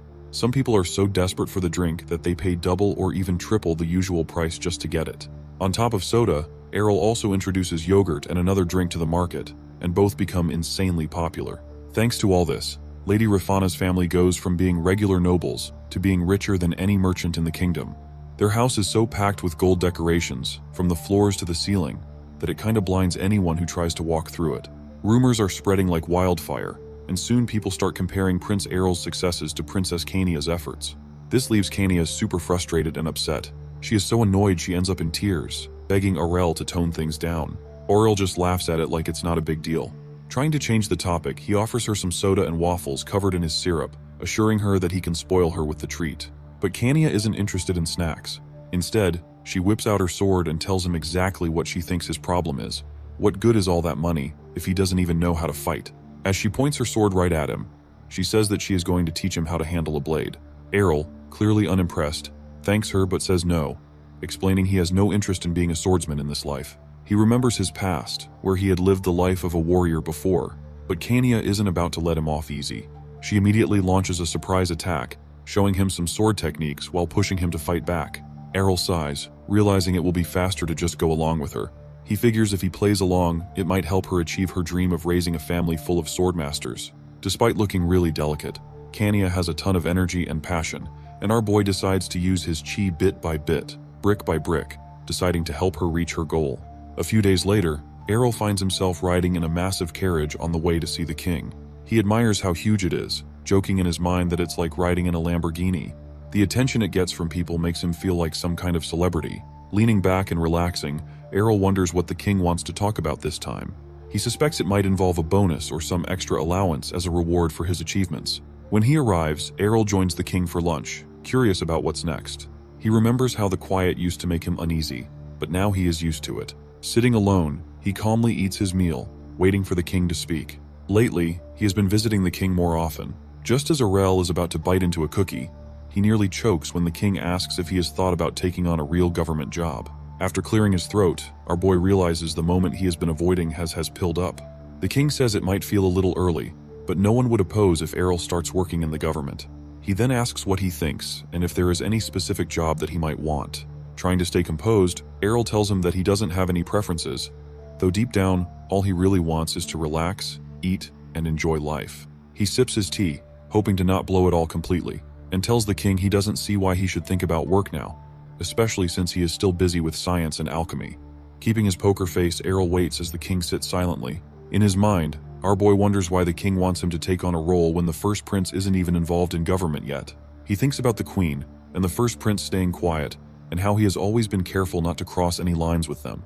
He also feels lucky that the last big ball has been cancelled thanks to the chaos caused by the freak prince. Ain't no ball like a prince ball. Errol knows being liked by the king is one thing, but being trusted with a big government role is something else entirely. He dislikes gossip and doesn't want to get caught up in any drama with his brothers. Was the king trying to stir up trouble between them on purpose? Errol feels that this might be the case. He thinks about how survival isn't just about being clever or strong in the wild. It applies to royal life too. To sit on the throne, you need the strength and sharp instincts of an eagle. Without that, even all the knowledge from his past lives wouldn't be enough to stay safe. Maybe the king wants a world where only the strongest survive. Either way, Errol isn't about to fall into the trap this time. A few days pass since Prince Errol talks with the king. Now, he is riding a horse, looking excited as he thinks about how this is his first time going so far from the concubine's palace. And it's not on a toy horse this time, it's the real thing. The wind hits his face, and he feels free like never before. He thinks he deserves this breath of fresh air after all the time he spent working hard and staying indoors. He remembers the times he used to explore everywhere, even across worlds, just to find strong people to challenge. But today, he's happy just enjoying this horse ride. Then Kania calls out, telling him to slow down, kinda impressed by how well he rides. In his head, he thanks her for taking him along, but out loud, he says it's all because the horse is smart, not him. He looks back, wondering why so many knights are escorting them for such a short trip. He notices some of them look pretty tough. Kania tells him that she didn't ask for this many guards, but before she finishes, Errol cuts in, reminding her she's a princess. Safety definitely has to come first, even if it means losing a bit of freedom. Suddenly, our boy feels something strange coming from in front of them up ahead. It's like a weird, heavy energy. He stops his horse and wonders if it's some kind of magic. His sister asks why he stopped, and he tells her they should turn back because he thinks there might be monsters in the forest. Kania looks confused and asks how he knows, and our boy makes up a stupid reason about having a strong sixth sense and says the feeling is bad, like a trap is waiting. Kania doesn't believe him, of course, and immediately charges toward the strange energy. Shocked, Errol yells for the knights to make sure she comes back safely. One of the knights awkwardly admits they are actually on the right path. Turns out just beyond the forest is the princess's training ground. Errol is confused and asks about this training ground, but in the end, he just follows his sister, who seems completely sure of where she's going. This whole thing started a few days ago. It all just kinda happened when Kania and Errol were out here eating together with no danger. Kania told him about Trip soon and invited him to tag along. She totally understands how annoying it is to be stuck in the palace all the time and talks about how much she loves hunting and going on adventures. As they ride side by side, Kania tells him that traveling is practice, and practice is traveling. It's all just fun for her. Errol, though, feels like this is more of a punishment than anything else. Kania looks over at him and says she's pretty sure he would have come along even if it was just for practice, because he trusts her. And since she's his sister, she promises to protect him if they run into any monsters. Errol doesn't say much, he just smiles, thinking about how awesome she is. Soon they reach the training ground. Errol gets right into planning mode, laying out the strategy. Some troops will lead the monsters to one side, Kania will break through, and the rest of the team will handle the ones caught in the trap. The goal is to make the best use of their time and energy while letting Kania show off her skills. The plan kicks off, and the guards round up 20 orcs for Kania to fight. She grabs her sword, rushes at them, and takes down the first orc with a slash to its neck. She sends another flying with a quick slash. Errol watches, kind of doubting at first that she'd even take one down during her first try. But as he keeps watching, he has to admit she's got serious skills. He's a little jealous, of course, and rightly so, but mostly impressed by how strong and calm she looks while fighting. Kania doesn't stop, going from one orc to the next, increasing her kill count. Kania's skills leave everyone hyped, watching her pull off amazing moves for a 16-year-old.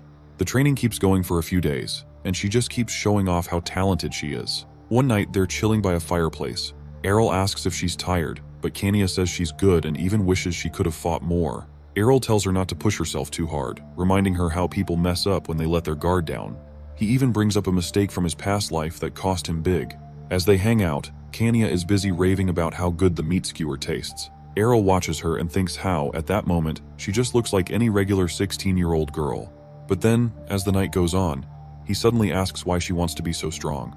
Kania is surprised but answers seriously. She says that no matter how skilled she gets, nobody will actually support her choices because she's a princess. People think it's just a phase, and one day she'll quit all this sword stuff, settle down, and marry some random guy for politics. Errol gets it. In their world, it's totally normal for princesses to have arranged marriages for the sake of alliances. Kania is already at that age where people expect it.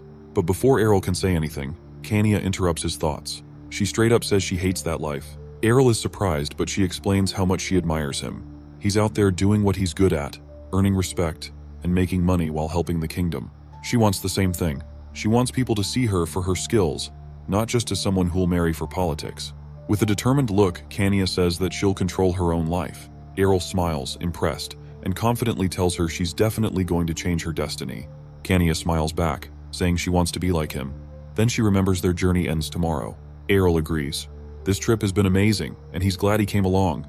The next day, Kania is still out there taking down orcs like it's some kind of personal vendetta. When one orc charges at her, Kania wastes no time and slashes it clean across the torso, dropping it instantly. Everyone watching is amazed. She keeps hunting orcs, even on the way home, like she's on some kind of unstoppable rampage. The orcs that were trying to hide don't stand a chance and get caught easily. Errol eventually yells out to her, telling her it's time to stop. He points out that there's nothing left to fight and they really need to get back home. Kania looks around, sees she's surrounded by a pile of defeated orcs, and finally agrees to call it a day. But then she notices her horse looking rough, like really rough. It's worn out from all the action and looks like it needs a break ASAP.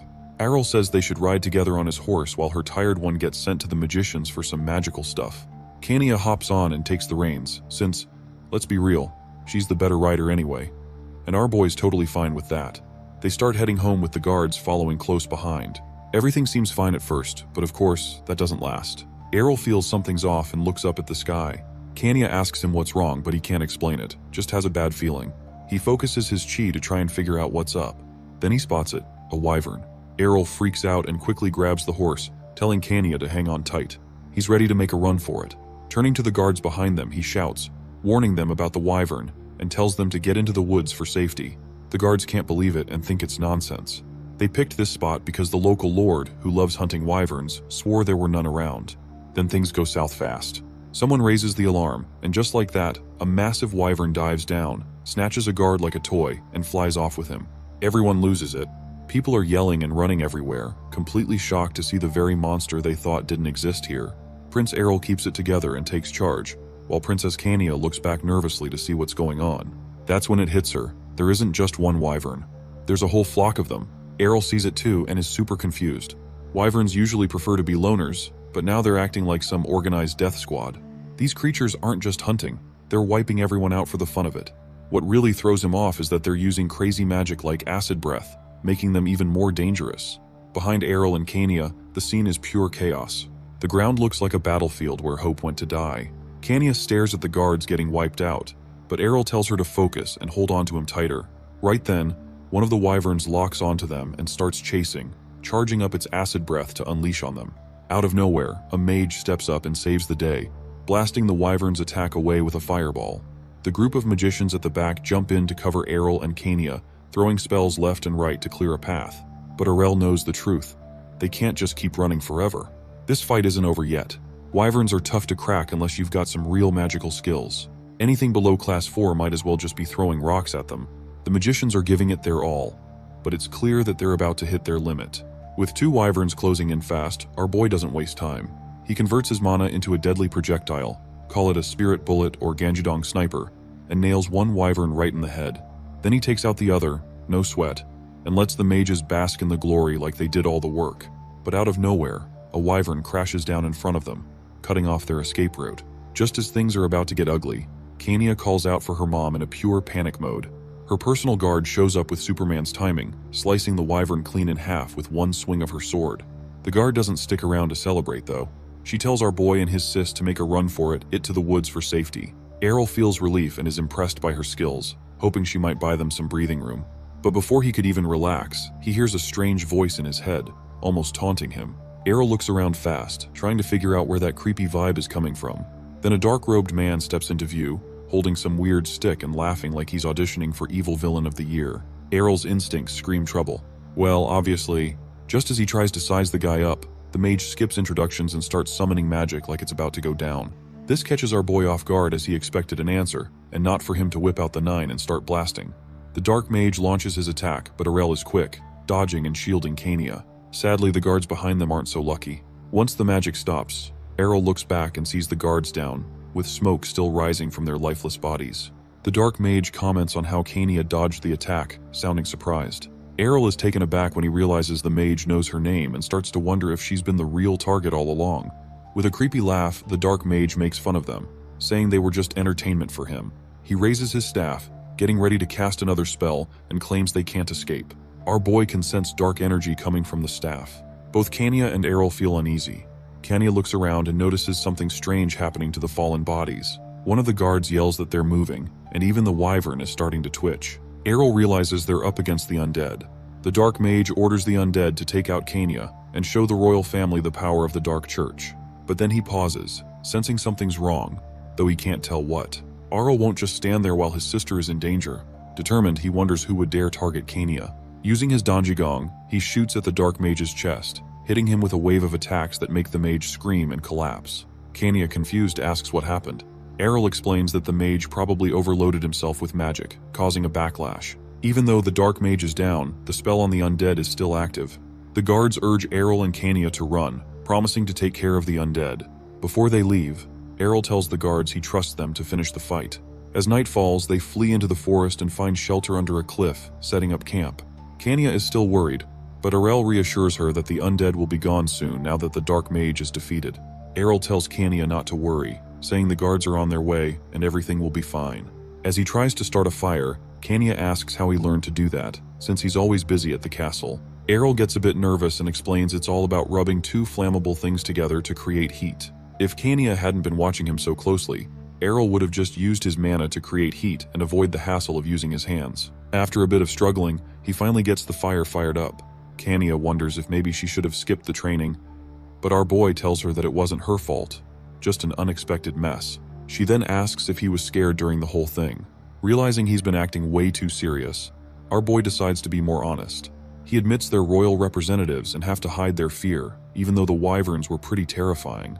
Kania, seeing a softer side of him, takes his hand and thanks him for sticking with her through all the chaos. Errol, feeling quite in the moment, says that Kania was scared from the start, and it broke his heart to see the guards lose their lives for nothing. He knows the royal family is always in danger of assassination, but this is Kania's first real encounter with danger, and it's tough for her to handle. Still, he stays focused on the main goal, getting them both home safe. Out of nowhere, a wild battle breaks out above them between a wyvern and a griffin. Kania wonders why they're fighting at this hour, and Errol, noticing a nest on the cliff, figures the wyvern is after the griffin's cub. The wyvern manages to sink its teeth into the griffin's neck, sending it crashing into the rocks below. Errol and Kania run to quickly get out of the way, dodging falling rocks. Once the dust clears, they see the wyvern fly off, probably scared off by the griffin's blood on the air. But when Errol looks around, Kania is gone. He's left standing there, shocked. He spots her near the fallen griffin and warns her to be careful, but she says it's fine since the griffin is already dead. Errol knows there's no stopping Kania when she's curious. She looks at the griffin and wonders what they should do with it. Our boy, feeling kinda awkward, asks if she's planning to bury it, but Kania surprises him by saying she's worried about the griffin's baby. Errol says they can't do anything, and they would have to let nature handle it, even if it seems harsh. Kania, though, thinks Errol meant they should raise the baby together, leaving Errol even more confused and all. As Kania spots the guards coming, one of them looks relieved to see the pair safe. When they get closer, Kania happily greets them, excited to see them again. Kania's guard says that no one else was hurt after the undead magic spell was broken. The guards are surprised when they see Kania holding a griffin in her arms. Prince Errol, looking a bit nervous, says it's the perfect time to step in and stop Kania from taking in the griffin. But Kania's guard says it's too late for that. A week has passed, and things have mostly gone back to normal, except for the new addition to the family. When the griffin baby flies over and wakes up Prince Errol, he greets the newest member of their family. Errol picks up the little griffin, and though he can't just sleep like he used to, he forgives the baby for being so cute and well-behaved. The story then goes back to that night. Errol tells the guards to take Kania to rest while he makes sure no wild animals will disturb the fallen griffin's body. As the guards set up camp, Errol carefully cuts open the griffin's chest with his sword and takes out its magical core. Errol knows the core will help him tame the newborn griffin. While Errol plays with the cub, he sees Kania arriving at the castle. She quickly gets out of her carriage, and the griffin baby excitedly greets her. As Kania spends time with the cub, Prince Errol hears about a wanted order across the kingdom. A bounty is placed on the Dark Church, the group behind the attack on Kania, with rewards for anyone who knows where they are. Prince Errol notes that the Dark Church isn't the only group causing trouble for the kingdom. He suddenly wonders if he's been too focused on wealth. A guard, overhearing him, asks what he means, but Errol just sends him away like it doesn't matter one bit. As Princess Kania finally catches the griffin, Errol thinks about why someone would target her, considering she doesn't hold much power or influence. Still, she's a princess and part of his family. He starts thinking that maybe he should become a sword master and try to become an aura expert by the time he's in his late 20s. Errol, trying his best to change the topic, approaches Kania and asks if she wants to do something fun. Kania asks what he has in mind, and moments later, swords are clashing, and some mana kinda appears around their blades. Kania notices the surge and starts to think about it, but before she could finish, they both pull back after one last strike. Kania excitedly asks how she did, and Errol happily tells her he used his aura. He secretly enjoys how well his plan worked and how she bought it.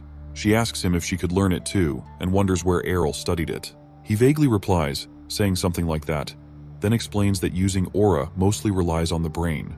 Kania, a bit discouraged, assumes she can't do it because she's not smart enough. Errol reassures her, saying that's not the case. Kania jokes that it's just because he's a genius, but Errol explains that she just needs to learn how to control the aura with her brain, and he'll teach her. Excited, Kania asks if she'll be able to master it quickly. Errol tells Kania that if she follows his method, she'll master aura quickly. Secretly, he thinks about why her progress is so fast. He's been quietly transferring mana into her. He tells her to focus and follow his guidance. Meanwhile, Kania's guard eavesdrops on their conversation from behind closed doors. Weeks pass, and whenever Kania visits Fly, she trains in both swordsmanship and aura with Errol. Kania becomes an aura user at an amazing speed. One day, while looking at her sword in, she asks if this is the power of aura. Errol congratulates her but reminds her that this is just the start of her journey. One unexpected result of their training is that Fly temporarily grows after being exposed to the strong energy from aura practice. Fly rests on Errol's shoulder, and he complains about the griffin's weight, even if it shrinks back down. Errol tells Kania that mastering aura is only the first step. They need to train harder to control their strength, movement, and use aura to its fullest. Kania may even be able to use aura while riding Fly. She laughs at Errol's bold imagination, but he insists he's serious. While petting Fly, Kania asks if Errol is right. In his mind, Errol believes that day will come soon. Suddenly, the door suddenly opens, and a voice announces that His Majesty has arrived, surprising both Errol and Kania. Errol wonders why the king is there, as he should be busy with his preparations in the north and not just stopping by for a breath of fresh air. The king enters with Lady Rafana, and our boy respectfully greets him. The king says that he's heard they've been practicing swordsmanship lately. Errol downplays their training, saying it's been minimal, and that he's mostly been working on experiments and trying to tame the griffin for border defense. The king seems pleased, wanting to see Errol's progress in different areas. Just then, two servants bring in a large chest. They set it down, and both Errol and Kania are surprised by what's inside. With a serious expression, the king tells Errol to try the sword. It's a special weapon made just for him. Lady Rafana protests, saying Errol's too young to use such a sword. But the king laughs, saying he doesn't expect Errol to wield it yet. He just wants Errol to touch it as its owner. Errol casually picks up the sword, shocking everyone. As he holds it, Errol wonders if it's time to take swordsmanship more seriously from now on. The king is surprised about Errol's interest in the sword that was gifted to him and figures he might have some potential in swordsmanship. But all that potential goes when Errol falls over with the sword and figures that he should probably abandon swordsmanship in his current life. Since he's already good at other things, learning the sword will only put him in the battle royale that is the struggle for the throne. So he has to act as the weak little brother, even when he's training. He can't let his effort go to waste, so he thanks his father for the gift, but mentions that swords aren't his thing. So he suggests that the sword should be given to Kania instead. She has a load of potential and has been improving pretty fast. I mean, her skill even gives other knights second thoughts about their jobs. Seeing Errol's decision, the king accepts this on the condition that Kania should show that she is worthy of the sword. This sudden decision shocks Kania and Errol, but Errol remembers that the king is also pretty strong as a swordsman. So, a duel has pretty much been declared, and all Kania has to do is swing her sword. Even with that, Kania begins to panic, so Errol pats her on the back and encourages her to display her skills to her father and probably beat up an old man. So the two of them prepare for the showdown, and the king notices that her stance is different from the classic knights. Just from that, he already knows that she is going to use an enhanced sword technique. With that, the duel officially begins, and Kaina dashes towards her father at a very fast speed thanks to her physical strength and explosive mana. But Errol wonders if it really is the best idea to attack the head first, plus they are using real swords. Instead, the king stands there and smiles like the Chad he is before defending against Kainia's attack. She is shocked by this, seeing that her opponent is also using aura. The king commends her blow but still deflects her to the floor like it's nothing. He is impressed with the fight his daughter put up since he's got to use aura on a level that he hasn't used even on people like knight captains. This makes me wonder how strong the kingdom's military actually is. But anyway, Kainia figures that she still has much to learn. The king mentions the fact that Errol has been teaching Kainia, and he was using a different way of teaching since the normal method wasn't working for her. With that said, the king asks if Errol can teach his method to others. Errol, on the other hand, realizes that his father actually wants to create an unstoppable army of aura experts using his training method, but there is no way he's going to teach them. So, Errol apologizes and explains that it will be difficult to achieve the same results with Kaina since she already had potential from the start. Plus, he has been observing her ever since they were together, so that's how she was able to improve so quickly. But the truth is, it doesn't take much observation to come up with a suitable training method, and he would rather do anything than scar his eyes looking at a bunch of macho knights. Even with the disappointing news, Errol still wishes to give his father some hope. So he decides to share an improved training schedule but mentions that it's only for royalty, since sharing a secret training method with the other aristocrats will only mean trouble. So the king eventually agrees to his condition, and Errol is honored that his training technique will now be passed down to different generations in the royal family. But still, he laughs at the fact that the training they will pass through will be something else entirely. A few months later, the king is training, and a couple of maids witness the chaos. From how he's wrecked training dummies and the entire room itself, he finds the training method to be effective and has even reached the last stage as an aura expert. Unfortunately, Errol cannot use the training program because of his weak body, and the king believes he needs the training more than anyone else. So he decides to do something about it. Later on, Errol has some tea with Kainia and is shocked when he learns that he will be assigned a personal guard. There are tons of people who volunteered for the position. Errol takes a look at the applications. He knows that most of the knights there are big shots. Errol feels accomplished about how his reputation has really improved, but he doesn't see the need of having a bodyguard. But he doesn't want to show off his powers or what happened the last time to repeat itself. So he gets to pick a maximum of 3 bodyguards. While he goes through the documents, he decides to do interviews so he can take their skills, character, and traits into account. As the cultured individual he is, Errol doesn't need a million IQ to know that he would want the ladies to be his guards. However, the others do not know what he has in mind. With that, he finally leaps onto the table and decides to get the plan moving. When it's time for the interviews, Errol begins to wonder what he has just signed up for. Even though they are most likely quality knights, they are definitely not the slender damsels he imagined them to be. I mean, you can't blame them. They've probably spent all their lives training. So Errol puts his wishes away and starts the interview. He takes a look at all of the ladies, and they all look strong enough to fold him 8 times while they state their reasons for applying to be his guard. He takes a look at them, including this one guard that makes the king look like a lost child. As the interviews go on, Errol spots one noble-looking knight who has a much different aura compared to the other knights. So far, the interview has been going well, so Errol asks all the candidates to wait outside while he makes a decision. When everyone leaves, he casually uses a chi technique that gives him Albert Einstein-level IQ. Normally, it would take decades to master, but he casually casts it as the master of isekais that he is. After that, he tells the knights to come in one at a time for the next stage of the interviews. He is sure that some of the knights have other plans in mind, so he wants to find who's sus among them. Using his technique, he picks out the knights that appear to be suspicious. His technique, clairvoyance, allows him to see the color of their souls and emotions. Fortunately, they don't have any plans to assassinate Errol, but just to spy on him. The next candidate comes up, and the color of her soul is crystal clear, so clear that even Errol is dumbfounded. The knight's name is Asha Fernil, and my guy has finally found a perfect candidate. At this point, Asha is pretty much top of the line, but he still needs to pick out 2 other knights. He considers picking that one buff lady from earlier since her color was also clear. Suddenly, another knight steps in. She introduces herself as Sena Garil, the last candidate. Errol also notes that her energy is clear as well, and it doesn't take a genius to know that she is a lively person. Looking at her past experience, Errol points out how she's been in almost every order of knights in the kingdom, and even been dispatched to distant territories. But still, he can tell from her color that she hasn't done anything wrong. So, he can forget about why she has been transferred so often. With that, Errol concludes the interview and announces his choices. He presents his two choices, Asha and Sena. The new recruits join the palace, and they are off to a good start in their job, but he still wants to make an improvement. He brings them to some place and reveals that he wants them to demonstrate their skills to him. Since they are his personal guards, he wants them to be the very best that no one ever was. To demonstrate their skills, Errol asks them to have a duel with each other, and they agree with this idea. Like the mastermind that he is, he figures that holding a sparring match between two people of similar skill means that they can go all out. So to make sure things remain intense, he mentions that he is curious to see who is stronger, as if he hasn't thought of this plan like how someone like Aizen does his things. That statement struck a nerve in both of them, since true knights are sure to be proud of their skills. The tension gets heated between them just as Errol planned, and they also are curious to see who is the top dog. Meanwhile, Errol is pumped to watch the epic showdown that is about to unfold, so he sits back to enjoy the show.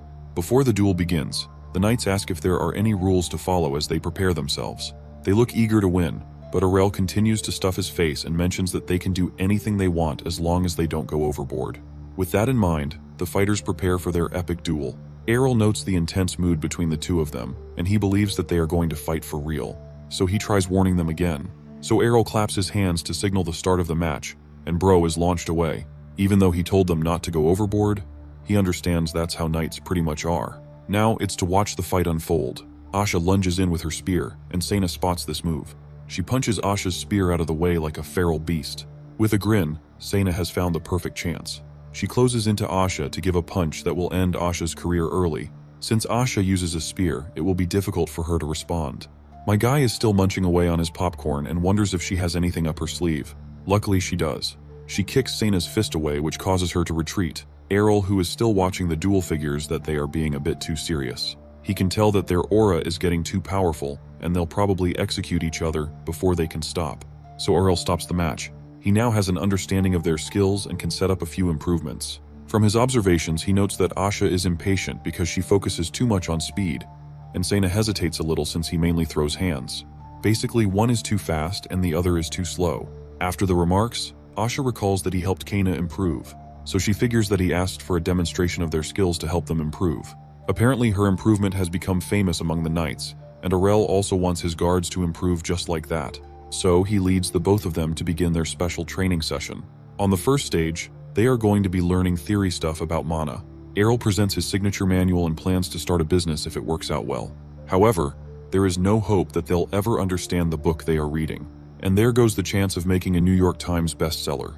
In the end, Errol decides to explain things himself to his two guards concerning mana, including what could happen if aura is misused, how to use it more effectively, and whatever. With that explanation out of the way, Errol suggests that what they need to do next is to absorb the mana that exists all around nature so they can learn how to use it efficiently. He guarantees that learning that is enough to completely change how they use aura. After the lecture, Errol decides to give his guards custom lessons for another part of the training. Errol begins with Sena to teach her how to focus aura better. She mentions that she is already capable of forming aura easy enough. Errol asks her to spread her aura to all her limbs at the same time, an epic fail. Normally, it is not hard to cover the entire body in aura, but that will quickly exhaust the user, so people usually focus it on areas they need. Sena fails to perform the task and mentions that her senses will become unstable if she focuses on too many places at once. So Errol puts his palms together with hers and shows her a trick to focus aura. And just like that, she manages to channel her aura to both of her hands. Now that Sena has been sorted out, next on the list is Asha. Errol tells her that she is too impatient since she tried to resort to hand-to-hand combat against an opponent who is skilled in that aspect. An obvious mistake. So she has to learn how to remain composed, which explains why she's carrying Errol for her training. He wants her to focus and not pay any attention to anything that is bothering her. So basically, he just wants her to stock up on it is what it is energy. While all that's going on, Queen Elia receives a letter about what Errol has been up to. She originally left him alone since someone as insignificant as him didn't bother her, but now he's becoming a problem. So she burns up the letter and finally decides to do something about him. Then there's Asha, who can notice a difference in her strength after following the prince's guidance. After all, this is Errol's training we're talking about here. Even though it appears pointless, the innocent tree that has been shattered is enough to testify to her increase in strength. In a bit of background check, we learn that Asha was a daughter of House Fernil, a family that wasn't very wealthy and lived in a small countryside region. Because of a famine, monsters attacked them and everything went downhill pretty much from there. What's even worse is that the aristocrats who kept in contact with House Fernil abandoned them. In the end, Asha joined the knights to make ends meet. The good news is that she was talented in combat, so she quickly awakened her aura and was stationed in the royal capital. But the bad news is that she was placed in the order with the worst knights. Even the captain wasn't worth calling a captain. Even with how old he is, he's still an aura beginner and only had his position because of a few officials who were fortunate to put him there. This memory doesn't sit well with Asha, so she takes out her aggression on an innocent tree and plans to make her captain resemble the tree the next time she spots him. She applied to be a personal guard out of desperation, but who knew she would get chosen at the very first moment? Luckily, her family is living much better now thanks to Errol, but her current goal is to save up a bit of cash so she can send her little brother to the academy. In the end, she aims to repay Errol thanks to his kindness to her so far. On the other hand, Sena prepares to work out since she is just not sure of how else to do things. Her family has worked as mercenaries for generations. She was raised in a tribe of mercenaries who do not belong to any nation. After the war with the Empire 30 years ago, the mercenary business began to look a bit sour. So Sena was asked to go into the world so she could start a new life for herself. She didn't see any issue with leaving her village or training as a knight, but her main shock came when she heard her father was killed by an evil feudal lord. Just like her father, she was pretty much a classified idiot. Like how she would beat the living daylights out of a fellow knight for accusing villagers of stealing and killing them just to get promoted. And honestly, she doesn't regret that moment a single bit. It felt great if anything. Then she just got passed around and ended up getting sent to dangerous areas. After the endless roaming, she eventually applied as a personal guard and then got to know Errol. She has a good feeling about working with him and is very grateful for it. With the background checks out of the way, the two knights head to begin their job for the day. As for Errol, he doesn't seem to have much of a talent in combat, but his skill is unmatched when it comes to learning. He's a certified businessman who brought wealth to the kingdom by selling products and even helped Kana to become an aura expert, using a theory he developed himself. Of course, his reputation as the young gray sage who does nothing is well deserved. At a meeting, the king and a few other officials discuss the fact Arel will be 14 soon and the coming-of-age ceremony that will follow. One official suggests that the ceremony will be a good opportunity for Arel since he's using his talents in multiple fields, adding something else about some territories being available. The king gets the hint that they're pretty much saying that they should give a territory to Errol. Obviously, he is angry with this, since it is just an excuse to banish him. It turns out Errol's reputation has spread all the way to different countries, and the speculations that the king will make him the heir to the throne. But the king wasn't having any of that, so he slams his aura-charged fist on the table. He has made up his mind that his heir will be the crown prince. Plus, he already knows that Errol has no interest in the crown. Another official speaks up. He mentions that rumors have already begun to spread, so people are beginning to pay less attention to the crown prince. The duke warns him about something concerning the former king, but the king rises from his seat and silences him. Someone comes over with a bunch of documents from other aristocrats who all share the same opinion. They are all concerned with the imbalance within the royal family. The king takes a look at the appeals, and each one of them says the same thing. So it turns out they will have to exile Errol. In defeat, the king acknowledges the concerns and has no choice but to take action. Errol learns what happened in the meeting through a note. He tosses the note aside and he already knows that he's being exiled even with how nicely it is put. However, that is pretty much the best news Errol has had. He is excited to get his own territory. It turns out making himself stand out has finally paid off, and couldn't care less about the aristocrats. Finally, Errol can now make his dream fortress. Well, he is excited until he learns that the aristocrats assigned him to the northern territory of Fahilia. It is a place where snow falls all year round, and the ground is too barren to even farm anything. So, Errol decides that he will leave a month after the coming-of-age ceremony, giving him a year and a month to finish preparations. Since being independent in a different territory is a major task, he expects those who are really prepared to join him. He will find different roles for those who stay back, but he expects those who follow him to move quickly.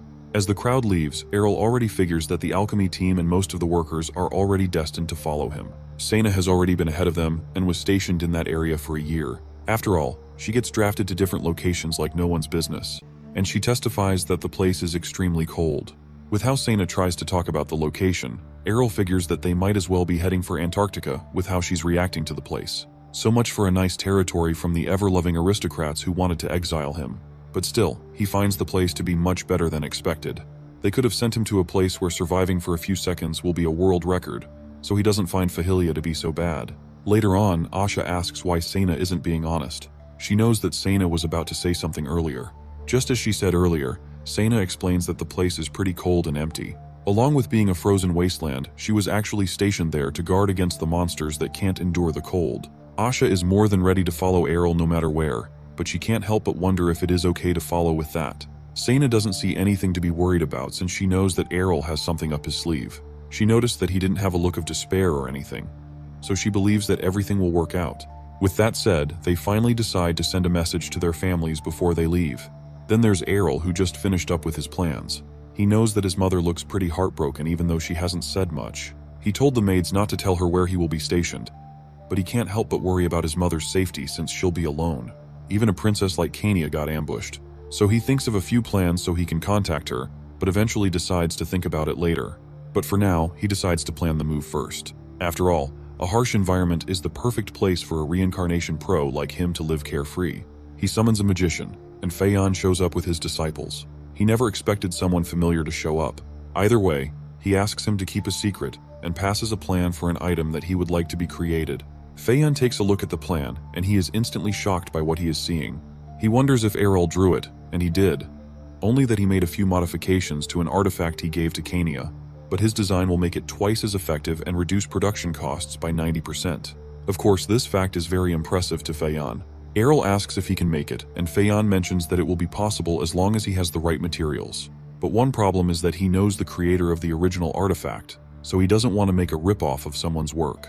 Errol notices his hesitation, so he decides to give him a little something to guarantee results. So he hands over several fat bags of cash, and moral ethics has left the chat. The man and his disciples instantly fold and are prepared to work. After witnessing the power having tons of cash has to offer, Errol wonders if it can be finished within a month. Then he takes a look at his current investment and figures that Feyan could be suitable as his personal magician. Aro learns how fast money can make people work when Feyan presents the newly created necklace to his boss a few days later. He never expected it to be finished in 10 days, plus the quality is pretty good. However, his workers are obviously overworked. Since Arel likes it, he suggests that they start mass production. As Feyan asks how many, one of the workers prays that it is only 5. But I guess they aren't going to get any form of sleep when Errol uses 50, and that's just the starting point. With that, they head off to slavery. I mean work. Errol already understands their pain, but dying 100 times still seems bad enough. For the next step, Errol heads out with Asha in a carriage. She wonders where they are headed and suggests that he could have sent someone for the errand, but he insists to pick things up by himself this time around. Arl eventually reveals that they are headed to a slave market, and Asha is obviously shocked at this information. She figures that he has probably gone mad with power already, but Arel tries to convince her that there is an explanation. Asha gets an idea that her boss might be starting up cotton fields with this one, or probably coal mines or something. But Arel knows that there is no way he's like that. At least that's what we think. With how far she took her imagination, Asha apologizes for it since that's not how Errol works. Normally, when you imagine a slave market, you'd think of a place that could be worse than hell or something like that. You know, shattered dreams, endless torment, fate worse than death, stuff like that. But in reality, at least in this novel, it is surprisingly pretty tame. Even Errol is shocked about this. Of course, it would be a shame if one random slave caught some strange disease and spread it around, which explains why it is very neat. A person comes by and reveals the place to be the best slave market in the capital. He welcomes Errol and introduces himself as Ian, the manager of the establishment. He shows his Arl and Asha around the place and explains about the slave market that is completely legal, by the way. The people who become slaves are people who must have either failed to pay up taxes or belong to families that were destroyed. A person doesn't immediately become a slave after any of these, but at least there's a lower chance of starving if they become a slave. Then there are the criminals, but Ian suggests that there is no need for Errol to pay them any attention. Errol notices that Ian is filtering out the criminal slaves since he is royalty, but it is still fine for Errol either way. Finally, Ian takes a seat in his office and asks Errol for what he might need. He needs a large number of slaves. Ian asks how many he would need, and Errol says he needs 150, a number that shocks Ian. Errol wonders if the number he mentioned is too much to handle, but Ian can handle it since the place also has other branches outside the capital. He can't help but wonder why Errol needs that many, but the young prince assures him that he won't do anything bad with them. Yet. Also, he lets him know that he would like slaves who are familiar with each other in groups of at least 4. While that is a pretty difficult request, it isn't unusual for groups to become slaves all at once. With a snap, piles of documents are brought in. Errol has a look at some of these documents and needs slaves who can read and write. Plus, he also asks for them to be transported to a certain location. With negotiations done, Errol asks Asha to unveil the goods that make every businessman drool on the floor. Now things are pretty much guaranteed for Arel as he is instantly promoted to top VVIP customer. On the way back, Asha wonders what Errol needs the slaves for, since having hundreds of them isn't something anyone can do on a casual Friday night. Errol reveals that he wants to make them residents of his new territory. In addition, he is going to give his new mana necklace thing to the slaves and educate each of them from there. Asha never expected that to be his plan, so she can drop all the weird thoughts now. Errol plans to transform the terrain from a frozen wasteland to a dream kingdom. I mean, he just wants to live life comfortably. Everything he's doing now is just to live the best lazy life ever. He will also nurture the ones who will work in Fahilia and build the greatest paradise anyone has ever seen. One morning, Errol lies on his bed thinking about all the preparations he has to make to get independent, and the fact he has to say goodbye to everyone he loves. Then there's a knock on the door, and it's his mother. She rushes over to give her son a hug. She suggests trying to talk with the king about the relocation once again, but Arel tells her not to worry and promises to visit often. Even with the fact he has a year left to go, his mom is still sad that he will have to go. Then a maid comes over to carry her away. Errol doesn't want to reveal his new location to his mother until he has settled down, and will definitely put her mind at ease when the time comes. It's a peaceful afternoon. Well, it was until a knight gets casually launched into orbit. A few other knights tremble in fear at a person. It turns out that person is Kania, who is incredibly angry. She calls for her next victim and tells them to come at her with everything they have or they may not see the next day. She is angry about the fact of Errol being sent away. She understands the whole situation surrounding him, but still can't help but get angry about it. But more importantly, she is upset that he never told her anything for the past 6 months. Then she launches another poor knight into a wall. She thinks it's because he can't change his fate, but he actually just forgot. She doesn't plan to let him leave so easily. On the other hand, the knights are terrified at her aura. According to Errol's manual, the mana circulating one's body moves faster if a strong emotion builds up. And just like that, she ended up becoming the youngest swordmaster in the history of the kingdom, and the third one in the world, all thanks to being annoyed by her little brother. Errol thinks about his first life, especially how time flew by when he was in the military. Now he's getting the same feeling as he's preparing to become independent. Errol is finally 14 years old, and his coming-of-age ceremony has begun. He gets greeted by several aristocrats, but on the inside, my guy is dying of heavy boredom. There are even more aristocrats than his first birthday. Back then, he could easily pretend he was asleep, but now there is no escape for him.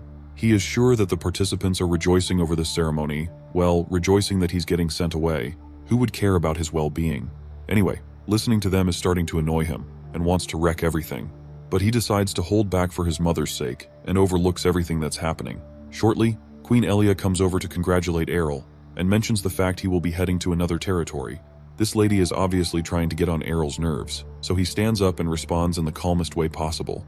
He bows and mentions that it would have happened to him either way, so he thinks of it as an early chance to serve the kingdom.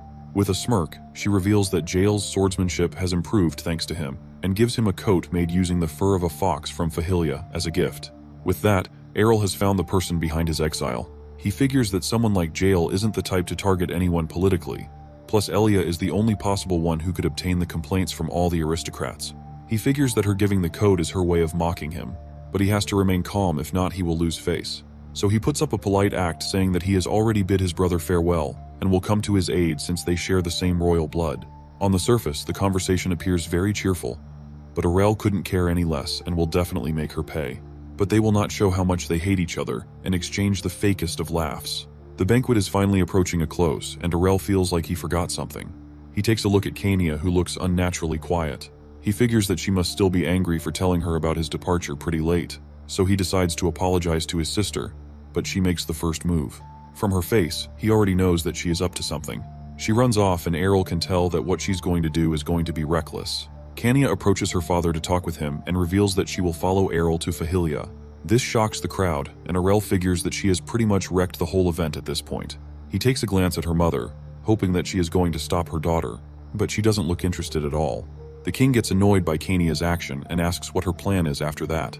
Errol figures that saying that was already a bad move since she'll only fight back harder. But he wonders the same thing about what she plans to do by following him. For the moment of truth, she reveals that she is going to become Errol's knight, and the soon-to-be ruler instantly punches himself in the face. The king calls her ambition ridiculous since becoming a knight isn't something someone can do so easily, but she is confident in her abilities since she has reached master level. Of course, everyone is surprised since that's obviously a huge achievement. But the king doesn't believe her since she's still 19 years old, and the only person who reached master level at that age was the first king. To prove him wrong, she snatches a sword from a nearby knight and prepares to demonstrate her ability. With her aura charged up, she slices a cake from a distance along with the table perfectly in half. Of course, Errol is shocked about why she's doing this in the middle of the banquet. From that display, the people have seen that she really is a swordmaster and they are amazed. Kanya talks with her father about the fact Errol will be given a territory, while she will have to marry someone. So instead of following that, she wants to become a knight. In a normal scenario, Errol would have applauded her speech, but the situation is too serious for that right now. She is pretty much resigning as a princess in front of all the aristocrats. And even if it was all a joke, the damage will still remain. But there's also the possibility that she caused the scene on purpose. Errol realizes that it was all planned out so no one could easily cover the situation up. How she cooked up this plan makes him wonder where she learned to be so conniving. But the answer has always been him from the start. He tries to stop her, but Kanya decides to take things up a notch before he can do anything. She then walks towards Errol with the sword in her hand and kneels before him. From there, she pledges her allegiance to Errol and vows to be his knight. Errol recognizes what Kanya recited to be a knight's oath, but it's uncertain if the pledge counts since Kanya is a princess and not actually a knight. Plus, she doesn't have his consent yet. But the much bigger issue for Errol is the audience that is now facing them. The kite's oath is something that not anyone gets to say freely, so the fact that an aura master said it will make people think the pledge is official. Errol already knows that Kanya didn't do it for him, but she has already planned the path she wants to take. Of course, this action shocks several people like the king and her mother.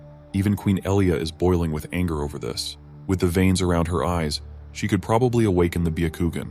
Normally, Errol would be happy about that, but he just feels like crying about this right now. One thing or another always goes on during his birthdays, so he should probably forget about hosting them from now on. Despite a few issues, everything went on as always, like Errol packing up for his journey. With that, the time has finally come to head on his way. His mom mentions how he has grown so fast. Errol tells her not to worry and promises that he will visit her. Eventually, Errol decides to tell his mom where he is going, and she already knows thanks to her mother's senses are way too OP even for a reincarnation pro. However, she is still confident that her son will excel wherever he is. So, she hugs him and tells him that she loves him like a good mother would. Of course, what kind of a son wouldn't love his mother back after saying that? Errol's convoy heads on its way through the frozen wasteland that is Fahilia. However, Errol seems to be a bit unsettled about this. After all, he is going to an iceland where no one has ever gone to settle. He witnesses a bit more of the aristocrats' love when he asks someone to dig the ground, but they must be digging bedrock because the pickaxe bends on the first impact. But still, Errol really wants to prove them wrong and is determined to turn the place into a paradise. Errol finally sticks his head back in the carriage after putting his head out for some unknown reason. Luckily for him, he invested in a magical heating device. Plus, he also has the coat to keep him warm.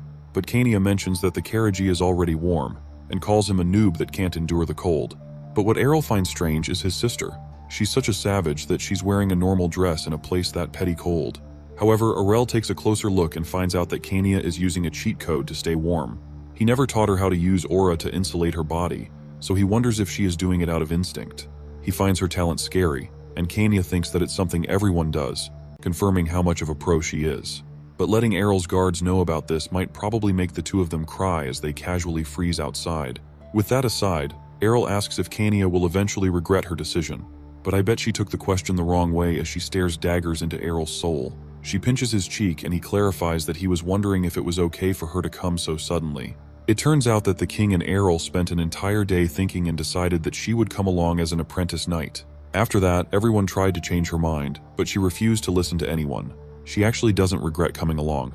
If anything, she finds it to be the perfect opportunity to escape. If she remained at the palace, she would have gotten married soon. Kanya is 19 years old now, and Errol is amazed that she made it so far without getting engaged to anyone. So he wonders if that's actually why she decided to venture with him.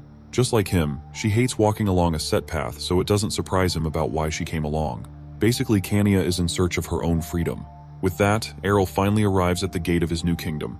He takes a look at all the people who are currently present under his command, and he figures that he has a great start already. So, it's officially time to start building a paradise.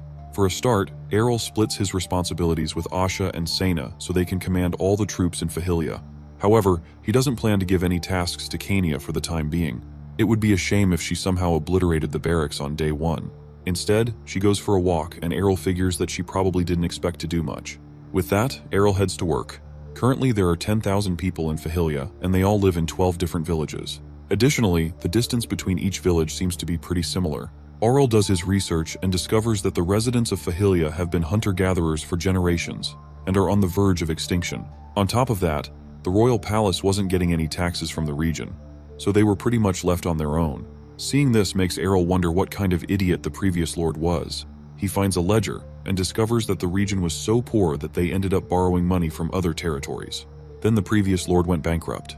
Aurel gets upset over the sheer stupidity of his predecessor, but he decides to focus on the future he can make for himself. He unfolds a map of the territory and tries to find out what can be special about the region. Seeing the amount of trees in the region, he considers selling paper, but he decides not to worry about it yet since all his other products are making bank for him.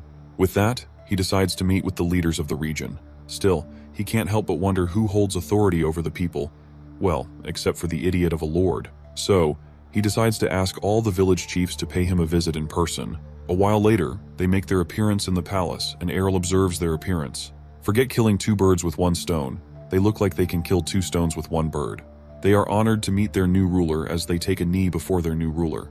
As expected, Aurel introduces himself, but he can still tell that they are probably irritated about the fact that they have to take orders from a literal child now. Still, he is determined not to let them take him for granted. He points out the fact there seems to be a young imposter among them. As expected, the dude bows and explains that his father, who was chief, had passed away, so he has now taken on his role. Aurel is already aware of this though. He just wants to make it clear that he is the top dog around. He then mentions that they will talk for a while, so he offers them a meal while they discuss matters. They get nervous about this because it's rather strange. Aurel already has this all figured out. It turns out commoners would hate having a meal with superiors, so Aurel hosts the worst company dinner ever known to man. He tells them to relax. After all, it would be rather exhausting if the mood stayed heavy. Plus, he even practiced this in advance. Finally, they take a look at the meal, and it really looks appetizing. Aurel mentions that he wished to get something better, but the subjects are grateful already for the meal. Even with how tense the atmosphere is, at least they are good at replying. One of the guests takes a bite from the meat, and he notices that it is salted. Aurel knows that salt is precious in the region, so he wants to establish a friendship through the meal. With that, Aurel mentions how the previous lord wasn't the best, and asks if they are all right with the path they are currently headed in. From his perspective, the region will most likely collapse in the next 10 years if nothing is done about it. Hunting can only get them so far, which is why Aurel wishes to take over. Even though his orders may be difficult to understand, he asks the people to place their trust in him. With that, they see the pure intentions of their new ruler and now imagine him as their blessed savior. This imagination is so powerful that even Aurel can see it, and he doesn't want them to go that far. It would be a shame if there was a resistance to following his orders, so he ensures that the people can enjoy more meals like they have now if they follow him. Now for his first order, Aurel asks the chiefs to accept the slaves he brought with him as residents of their villages. Meanwhile, those who are educated will work with him, but the only issue is if the other residents will welcome them. Aurel sees the point in this since it will be hard to overlook their backgrounds, or will probably be seen as outsiders. But he tells the elder not to worry since he will also give support concerning the issue. The mention of this support makes the chiefs flinch and they are convinced to try their best. Now the meeting is over and one of the chiefs wonders about their new ruler since he is unusual compared to the previous lords. Majority of the lords who were appointed to Fahilia showed no interest in the area since they only saw it as a place of exile. The previous lord tried to make a change but ended up inflicting harm on the people instead because he expected the impossible. Now that their new lord is the youngest prince of the royal family, they can only hope that their lives will change for the better. While the reason he was assigned to Fahilia is unknown to them, the only thing they can do is pray he won't be like the previous lord. They can already tell that Aurel is no ordinary man, but the only thing they can do is trust that he will make things better. Aurel takes a look at a document along with Sena. He was told that the population of the region would be 10,000, but that isn't true thanks to the power of false advertising, and is actually around 9,800 including the slaves he brought. While Sena massages Aurel's hand, even she is aware of the population decline. It would make sense to Aurel considering the time gap between when the former lord left and when he arrived. On top of that, the birth rate in the territory is pretty low and struggles with poverty in addition. From the money he made so far, the amount he can use freely is 45,000 gold. If he were to maintain things as it currently is, the place would only last for around 50 years. Aurel figures that the aristocrats probably wanted him to waste half of his life in Fahilia trying to recover the region's economy. He suggests farming, but that's how the previous lord went bankrupt after trying to develop farmlands. Being self-sufficient is a limiting factor for agriculture, so he thinks about trading valuables. And just like that, Errol springs on his feet as he has gotten an idea to implement. Errol heads outside with Asha and figures that they will need roads. The terrain is pretty unstable thanks to the constant snow, plus the roads aren't maintained properly. So that will be a first step to avoid traders from getting into accidents when they visit. Some of the residents find out about this plan. A few laborers are needed for this operation and the wage seems decent. Seeing how the new ruler has a good reputation, they decide to give it a shot to work with him. Besides, he will also cover all the construction costs. When they arrive at the scene, they discover that it is quite the project they have at hand. Someone mentions this fact to Errol, but he is prepared to take care of the extra compensation if it ever takes longer than necessary. With that fact alone, they are more than willing to work. Once again, the power of money works for Errol. Errol notices that everything is going as planned and he loves it. With the road finally complete, it's time to move on to other things, and the workers were very willing to work. For the next step, he wants to establish a trading branch. An official stands in the way of this plan, but there isn't anything that the power of money can't fix. As a start, he figures that they'll trade for the basic necessities that the residents will need. So, a basic trade route has been started up where people get to trade their wares. As the final step, Errol asks Damon if they will be able to mass-produce paper. Actually, paper already exists in the world, but the one that exists is terrible in quality, and no one from within the kingdom knows how to make paper. So, this makes it pretty expensive, and people of high status can only afford to use it. Damon agrees with his plan since it is precious. Besides, they will be very profitable if they can mass-produce it. The only issue is that no one knows how to make it. Well, that is no one except Errol. Damon wonders how the competing paper manufacturers will react to this. But Errol's got this covered. He plans to make the paper production process completely different, so they can argue that it is a completely different product.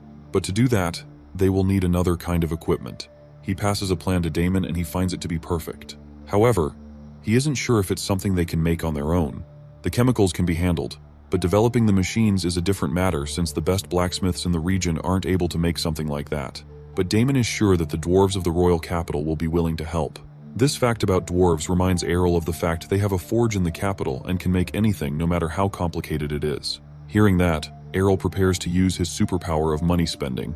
But it turns out the dwarves are much different from the rests. Damon tells him that they will refuse to help if he tries to use money, but they are proud craftsmen who will prioritize requests to display their skills.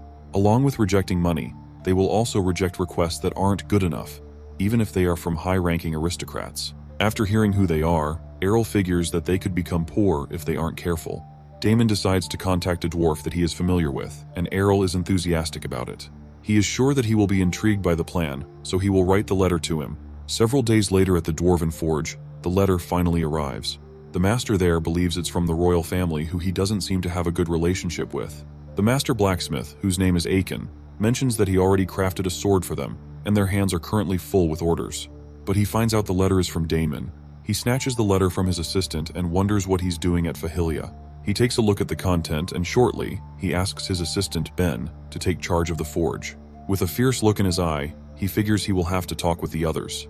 When he leaves, Ben wonders what the letter is since he looked much different from usual. The 35 master blacksmiths of the steel factory gathered according to Aiken's call. But man, they really do not seem happy with it at all. He explains that it is for a client who drew their plans for a machine he wants to make in Fahilia. At first, they thought it was just another case of, another annoying brat wants to waste our time. But when he shows the plan, they realize they might be dealing with the final boss of blacksmith creations. They already know it is a plan for a machine to create paper. Apparently, the design of this machine was so good that it gave them PTSD about a similar client who wanted a machine that created paper 5 years ago. It turns out not even the almighty skills of the dwarves were enough to satisfy that client. Now they have a chance for a rematch 5 years later. Aiken also reveals that Errol wants some of them to come over to assist with his project. However, they don't seem to like that idea a lot, so he volunteers to head over by himself. They still don't seem to agree with this, and also point out the fact he is behind on his work. But the task is something his apprentices can handle, so he is free to go. Also, he asked for who would come along since he would most likely need some more help. After a brief silence, each of the dwarves engage in a free-for-all about who will be going with Aiken.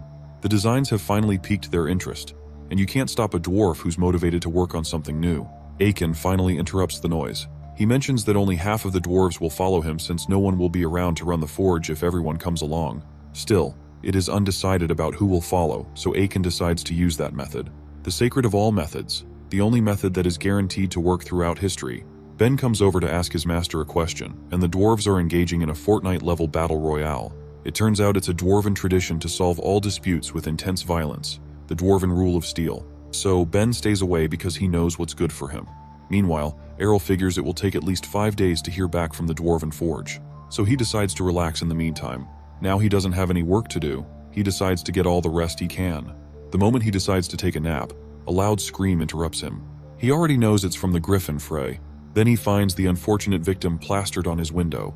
He is surprised by this since Frey shouldn't be able to fly so fast, or so high as a baby griffin.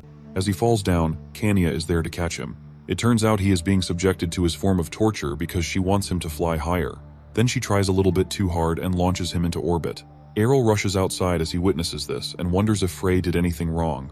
She mentions that he did nothing wrong while poor Frey crashes in that one pose from Dragon Ball. She mentions that she is training him to fly and denies that she was abusing Frey. However, I don't think that's the case here.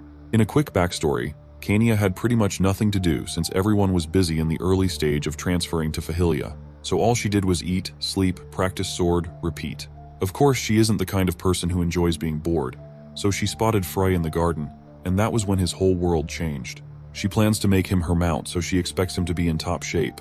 However, Errol realizes that it probably was a good idea to teach his sister more common sense and less about swords. Now he realizes that he has to keep her entertained somehow with the free time he has available.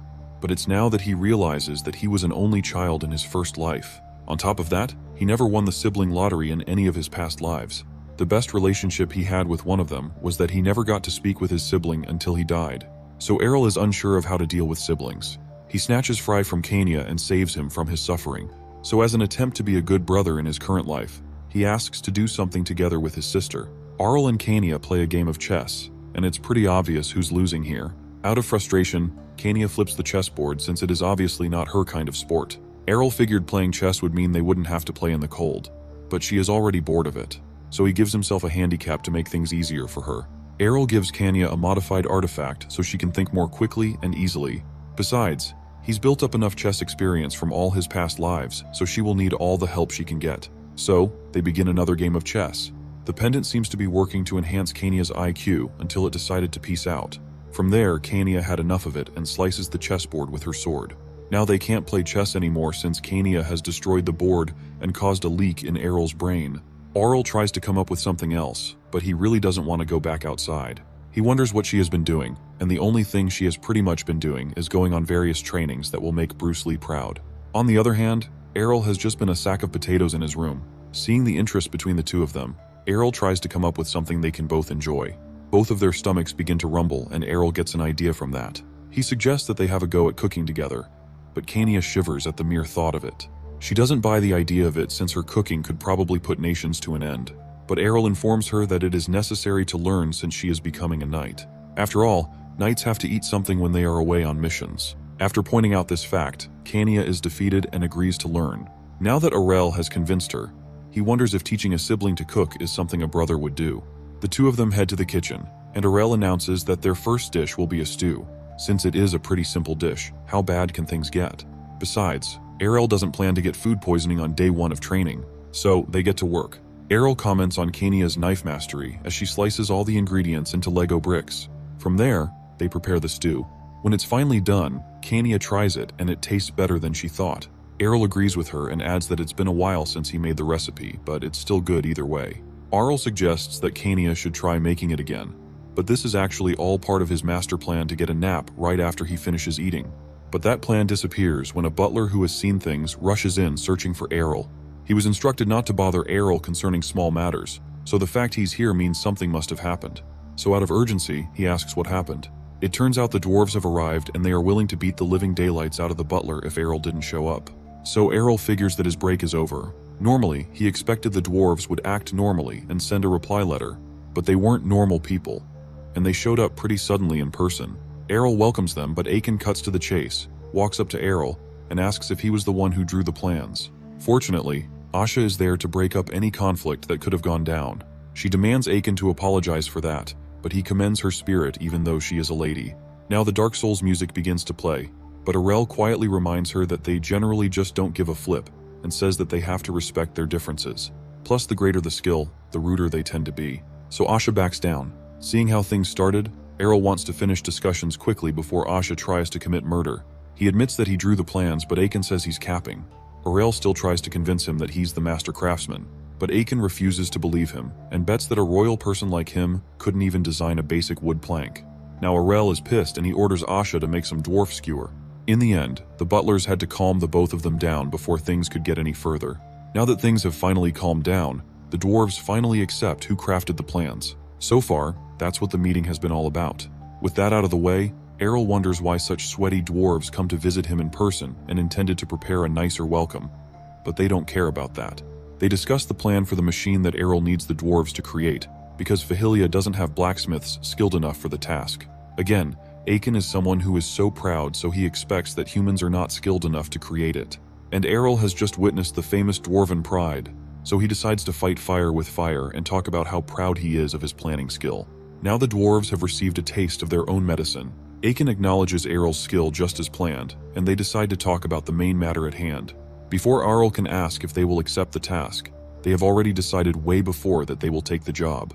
Errol is shocked by how instantly he accepted it, since they haven't discussed other things like payment. But a good dwarf always has a good sense of jobs to take. Besides, they already know that the drawings given to them are only a part of the whole design, so they have to accept the job to see the rest. Errol clarifies that he never intended to mess with them by showing only part of the plan. They understand, but still wish to see the rest of the plan. So, Errol brings it out from his drawer and presents it to them. But it would be too boring if he handed over the plan like that, so he teases Aiken with it. Of course, he doesn't appreciate the game Errol is playing. Errol uses the chance to tell him that he will give him the other plan when he successfully makes the parts of the first plan. Aiken is annoyed by this, but still, he won't refuse the challenge.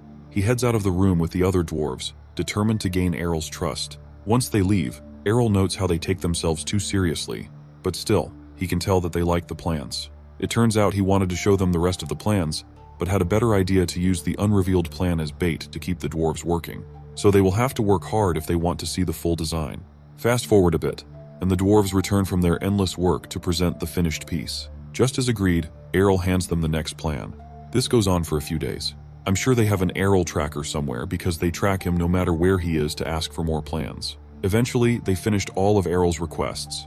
Even he is shocked by the fiery determination of master crafters who are extremely motivated. What's even more impressive is that the entire machine took 10 days to create.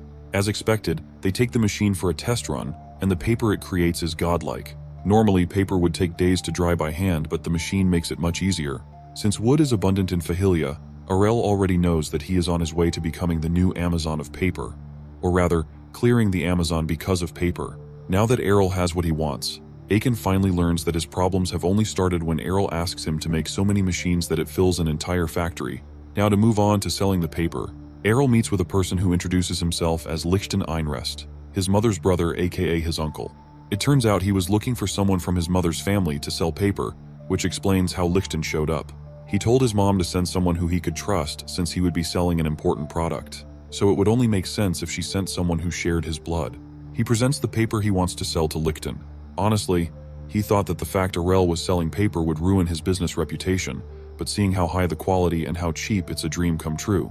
Apparently, the merchant who trades paper with the kingdom has been raising the price of paper even when the amount of paper exported has gone down, forcing the royal family to buy it anyway. So Errol's intervention is pretty much a deal breaker for the monopoly-holding merchants. Lichten expresses his concern about how the merchant will react, but Errol already has that covered. He figures that their paper is a completely different product made through completely different means, so they won't have any grounds to attack them. Like a wild Jeff Bezos in its natural habitat, Lichten opens up a map to create a sales plan. Meanwhile, Errol notes his uncle's merchant senses that makes the Spidey sense look like child's play. He believes he has picked the right man for the job, and all that's left to do is wait for the money to come pouring in. Plans have been made about how the paper will be distributed. Plus, the dwarves have filled the factory with machines. Everything is now looking good, only that Errol discovers that the dwarves are leaving just a day after completing the project. He was hoping to celebrate the completion with them. However, they have a backlog of project requests waiting for them, so they have to leave. Aiken mentions that Errol can feel free to contact them for any other requests he may have. While Errol never expected them to leave just after completing their work, everything is now ready to start selling paper. Back in the royal capital, the citizens have a look at Errol's brand new produced paper, and they really cannot believe it. With how cheap and high quality it is, no one can seem to stop talking about it. From there, they recognize the paper as a product of Fahilia, and even go on to speak about the good deeds the new lord of the area has been performing. They even wish to support his efforts to revive Fahilia. The king also notices the different quality of the paper. He is sure that the aristocrats would not spend so much money just to get paper. His butler explains about the new, cheaper brand of paper that has entered the market, so the king can't help but ask where it's from. The moment he learns it's from Fahilia, he notes that it is definitely his son's doing, and figures that he is still the same as always. In addition, Fahilia is also going to start paying taxes once again, and this fact shocks the king. He figures that Errol has also revived the region's economy in such a short time.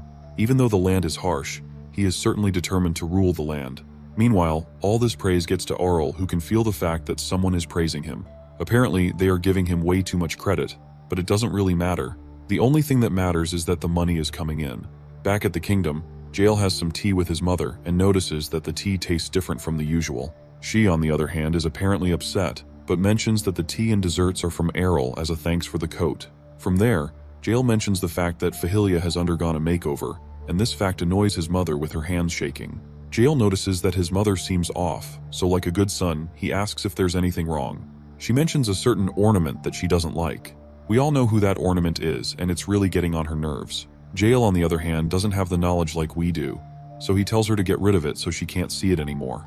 She mentions that she did, but the ornament keeps annoying her. She almost lets her anger break loose before she tells Jael not to worry. On another topic, he asks if he likes the sword she gave to her. He does like the custom-made dwarven sword and can feel his skills improving. When you spend so much money that can build several manors on a sword, I'm pretty sure all she wants to her is the fact his skills are improving. From there, she stands up and goes towards her son. She reminds him that he is the heir to the throne, and it makes sense to wield a sword worthy of that status. So she tells him to remember that he will become the future king. Later on, she is alone in the room. She picks up a napkin underneath a few cookies and figures that Errol is probably showing the paper he developed. She is incredibly tired of hearing about him, and she tosses the deserts on the floor. It turns out Elia belongs to House Fresh, the house that owns the only trading company that imports paper. Apparently, paper was originally made in the Mirman Empire and the Eastern Continent. Since they were at war with the Mirman Empire, they were pretty much banned from importing paper from there. So they turned the trade route with the East and monopolized it. Now Elia is angry that people are now attached to the new paper and is determined to make Errol pay. She dashes over to her room and begins to write a letter with content that I bet is comparable to a Call of Duty multiplayer lobby, as she will not tolerate it anymore. It's night and Errol once again goes to the slave market. Ian welcomes him since it's been a year and a half since the last business transaction. As expected, Errol is there because he needs more slaves once again. The man asks if he needs the smart ones again, but this time Errol needs ones who can endure cold weather, like proper slaves this time. The man wonders what Errol needs them for, and he reveals that he will be using them as soldiers this time around. With the infrastructure in place, what is needed now are guards who can defend the territory. Errol also figures that his current status as a ruler is similar to that of an earl. He figures he can increase the size of his army to 50,000 troops, but that would be a bit too much. The slave master asks for the number of people that will be needed, and Errol answers that he will need 5,000 slaves for his new project. With that amount, you can bet that the slave market will certainly be booming. Once again, the power of money is there to save Errol. Moving on, Errol admires the design of a dwarven sword. He managed to train the slaves provided by Ian and also got the dwarves to make soldier gear for 5,000 people. Just like the last time, they managed to do it in a short period. Originally, the slaves looked pretty bad when they arrived at Fahilia, but a few acts of hospitality later, they became more enthusiastic in training and have become extremely loyal to their new leader. With the soldiers in place, the territory will now be safe, and now it's time for Errol to have some rest. However, a few ninja-looking dudes break into the area. It seems they are searching for the location of the paper production machines and their mission is to destroy them. Apparently, Errol's antics have angered the mercenaries' commissioner, but what's more important is the amount of cash they'll make from this job. They note the two guards taking watch and they kill them in a classic ninja fashion. With the guards out of the way, they head into the building only to find it empty. A guard uses a magic tool to blind them before several guards show up and capture all the dudes. One of the assassins tries to escape, but gets ambushed. He only expected there to be 200 troops in the territory, but he was clearly wrong. Errol shows up all sleepy with his guards and isn't surprised that people would be after his machines. The stranger quickly surrenders and mentions that he is only following orders, but that is none of Errol's concern. So as punishment for trespassing and trying to cause damage, Errol orders that they should be interrogated and pretty much torture them. With that, Asha and Sena head to work while the Lord heads back to sleep. Normally, Errol would have forgiven them, but when it comes to things that are dear to him, you better write your will. Even with how laid back he is, he knows when to draw the line. This is something he has learned after countless reincarnations. It's another day in the land of Fahilia, and the intruders from the previous night have been punished according to the law. It turns out nothing was gained from interrogating them, so things were left at that. Now Errol has some free time on his hands and he decides to test out a magic teleportation circle.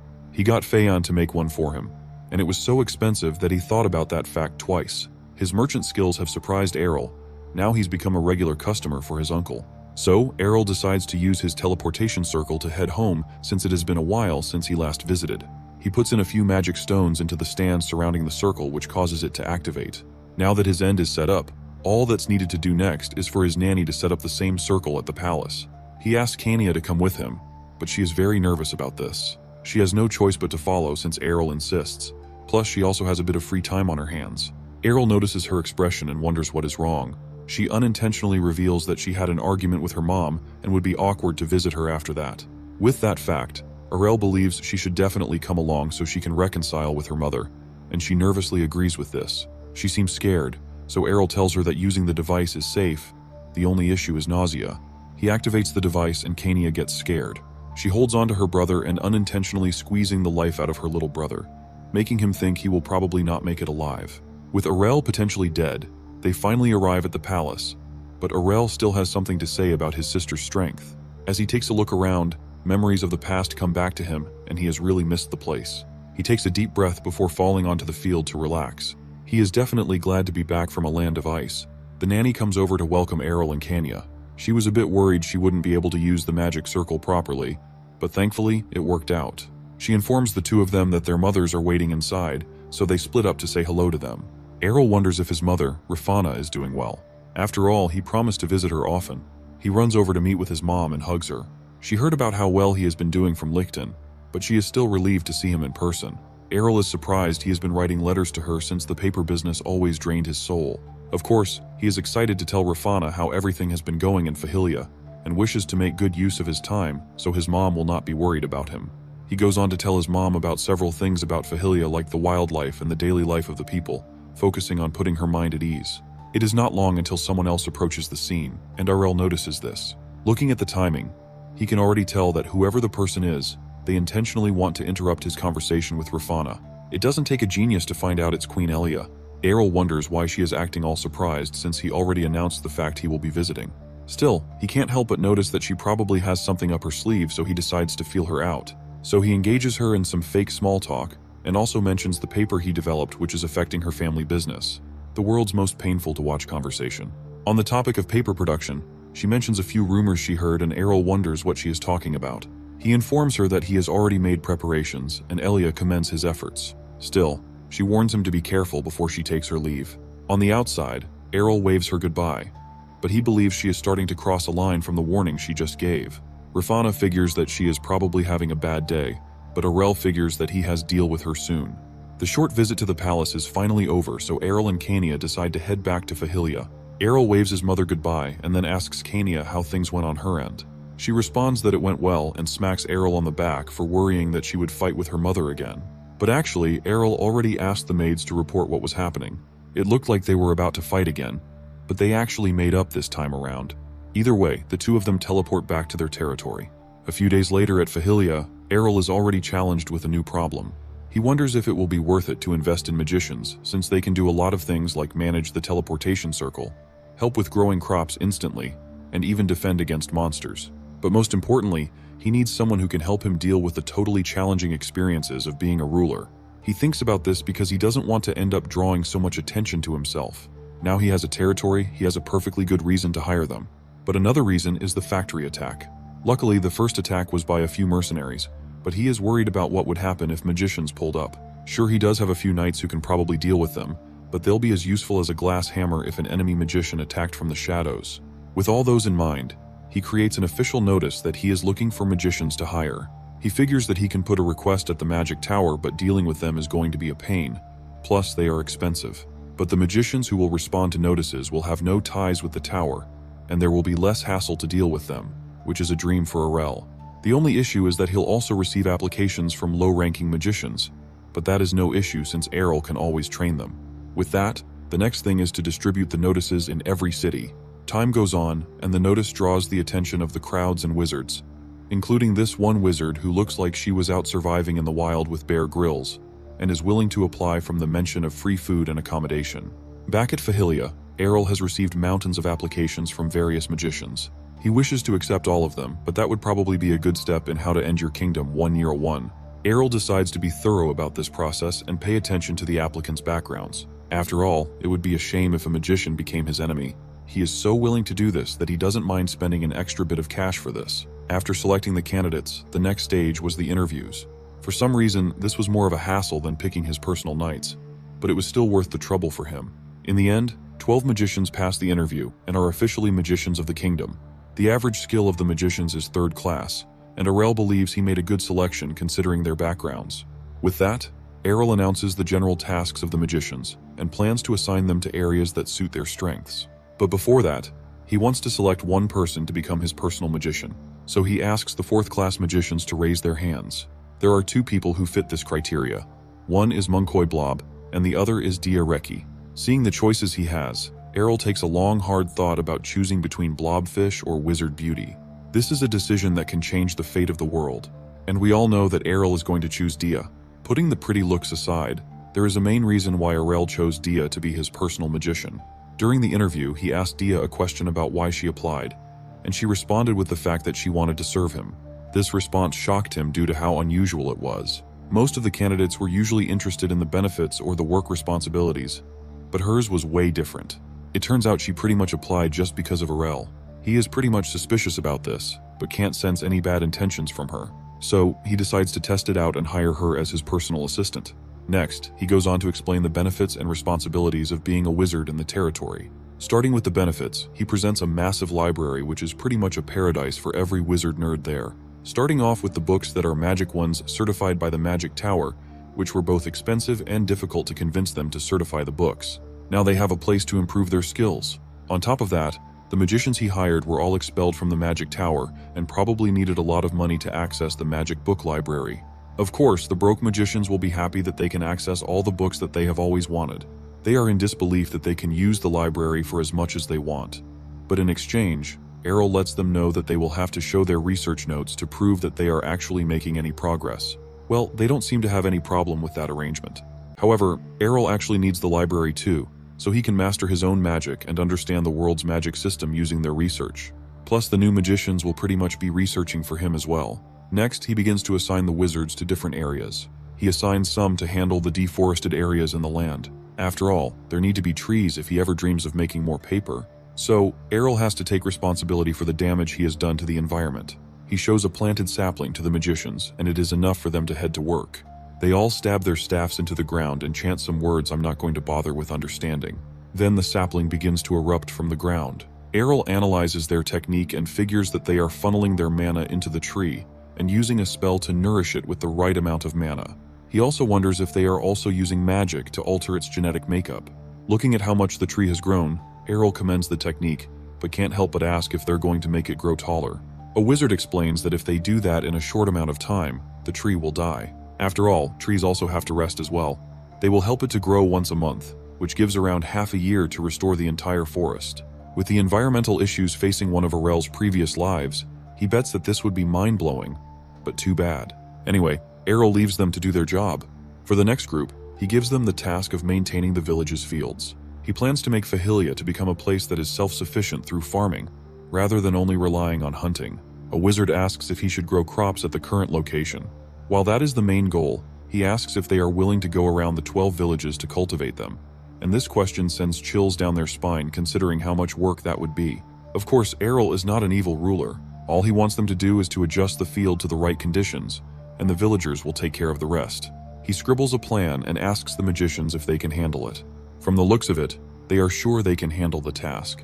To help with their job, Errol mentions the fact that he brought over some magic tools and wants to test them out.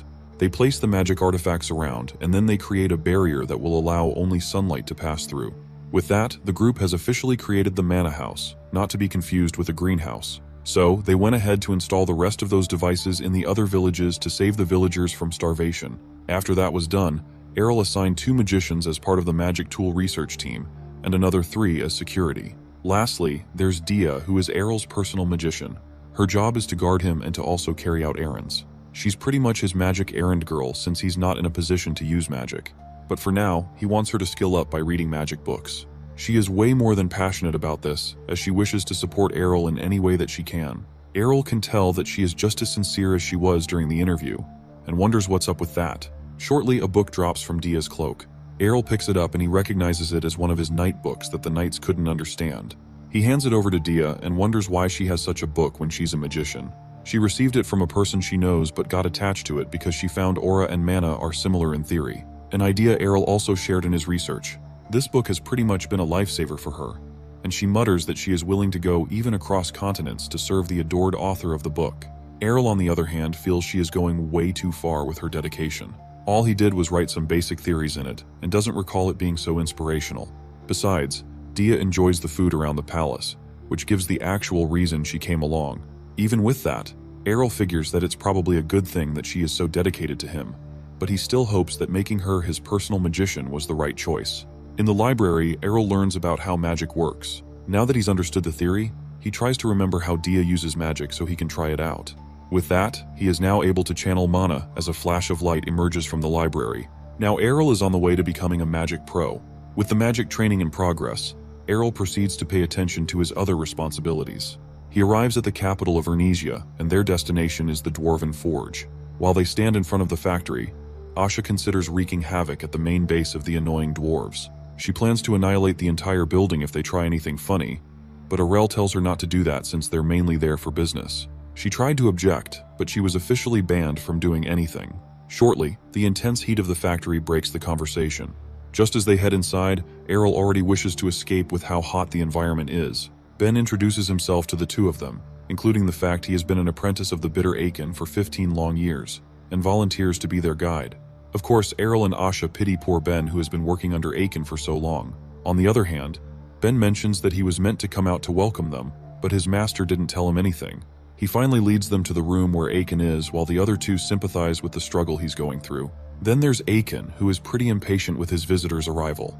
Errol mentions how impatient he is. He wasn't planning to arrive right after sending the letter to him. So Aiken serves his guest a cup of wine and wants to get right into the meat of why Errol came to visit. It turns out Errol has a much different request this time around. This time, he asks for half of the dwarves to work as his personal craftsmen in Fahilia.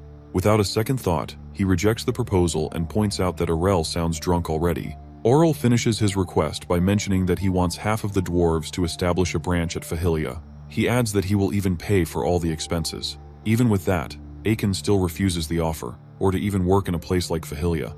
Besides, money is pretty much the least of his concerns. So instead of that, Errol offers to hand them his personally developed technique called Damascus Steel. Aiken's face lights up on hearing this, and he figures that Damon must have given him information about this fact. It turns out the dwarves came to Ernesia in search of Damascus Steel, a rare metal that doesn't exist in their homeland, and had the dream of being able to forge that metal. Now, Errol reveals that he knows how to craft it, and even promises other exclusive techniques if they agree to work under him. This is enough to make Aiken serious, and even Errol can tell by the dramatic shift in his tone. With the proposal out there, Aiken inquires what Errol's conditions for the deal are. He mentions that they will have to work under him for 10 years. Of course, Aiken refuses to agree with this before they finally agree at 5 years. With negotiations made, Aiken is going to inform the other dwarves and asks for a month to get ready. This makes Errol wonder how much Damascus Steel means to them, since it was the thing that led him to convince the dwarves. With that out of the way, Errol heads back with Asha. After the negotiations, Errol wishes to do what he does best, slack off, since he now has a reason not to do anything. One time skip later, and we have Kania.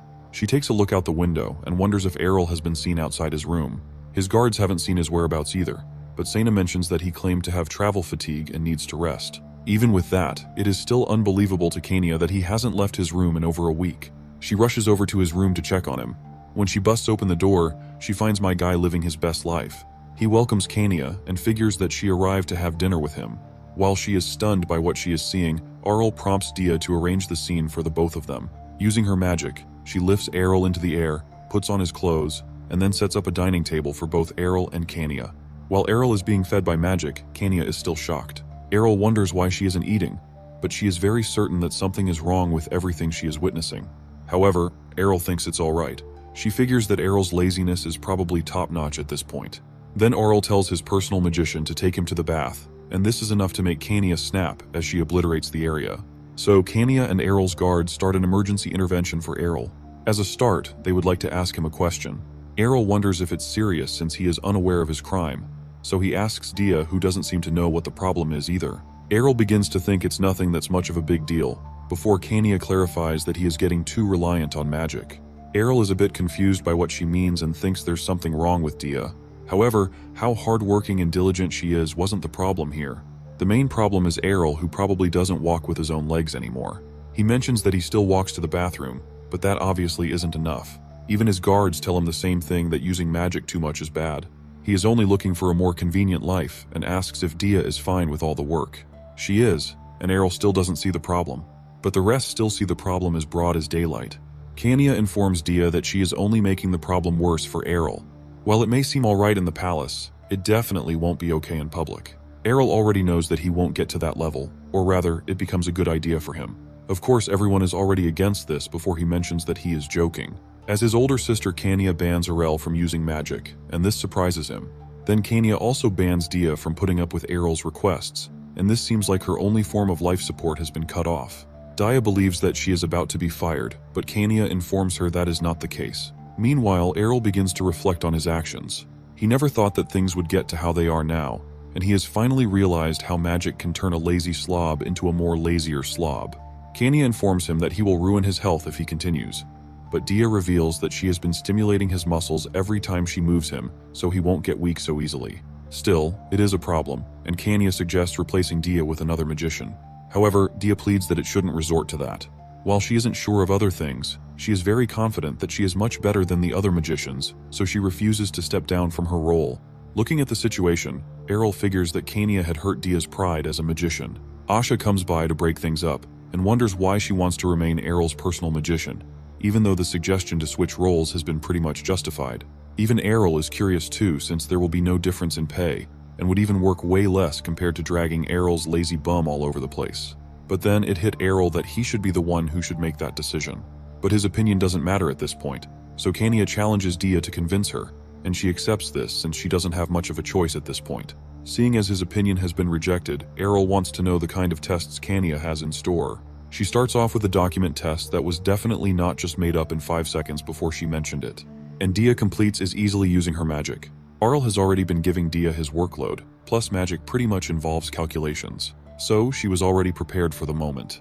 Next is the cooking test, where Dia will have cook all manner of stuff to Errol's taste. But once again, she is able to do this thanks to her previous experience back at the Magic Tower. She prepares all the food, and it is perfect for Errol. It's almost scary to him about how good she is. While Kania tries to bring up some more, totally not made up at the spot tests, Errol speaks with his guards and asks why they are all doing this. He already knows that Kania wouldn't go after Dia for no reason. Plus, they would have tried to intervene, but they aren't doing anything. So he knows they have another reason for doing all of this. From there, it turns out that Kania is suspicious of Dia. There was an incident a few days ago where the magic security system was partly destroyed by an unknown individual. While they don't believe Dia is the culprit, Asha presents a letter from the intruder to Errol. He reads it and finds that whoever it is wants Dia back at the Magic Tower. It turns out they had also shown this same letter to Dia, but she was speechless, or rather, unbothered by it. Asha and Sena believe that her reaction was rather strange and figures that there is a reason why she is so loyal to Aurel. A normal person would have given up with him after around 3 days. Errol has already looked into her heart and found that she doesn't have any bad intentions, but there's no way he can convince Kania and the guards about that. To be honest, Kania has low-key disliked magicians after the Black Magician incident. He can understand that could be why Kania is acting like that towards Dia, but he asks Asha and Sena to hold back their judgment. While he deals with the issue concerning Dia, he asks the two of them to calm Kania down. With that settled, he heads on his way to talk with Dia and find out the truth. Aurel goes to Dia's room to apologize for all the issues that came up earlier in the day. He notes how her room looks pretty bare, probably because she hasn't lived in the room for a long time. Dia understands the situation that played out and believes that anyone serving Aurel should be thoroughly reviewed.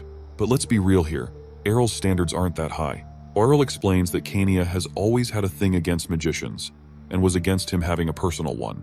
But Dia is already familiar that this is because of the incident with the Black Magician. It even became a pretty famous story back at the Magic Tower. It turns out that the incident also made aristocrats distrust them, and this cut their earnings. So they were ordered to kill any black magicians if any were found. Auril tells Dia not to worry about Kania's behavior. However, she insists that his intervention is not necessary. She still holds a grudge from the earlier encounter and wants to prove her skills as a magician to Kania. Now, Auril wants to know why she insists so much on being his personal magician.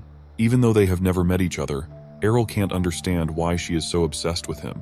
From there, she explains about her past. Dia was taken in by the magic tower as a poor child after a disease killed everyone in her village, her family included. On hearing this, Auril figures that they must have taken her in since they recognized her potential in mana, since Tai only take in orphans once they recognize talent. Even with that, Dia wasn't good at magic, so she was demoted to chore girl.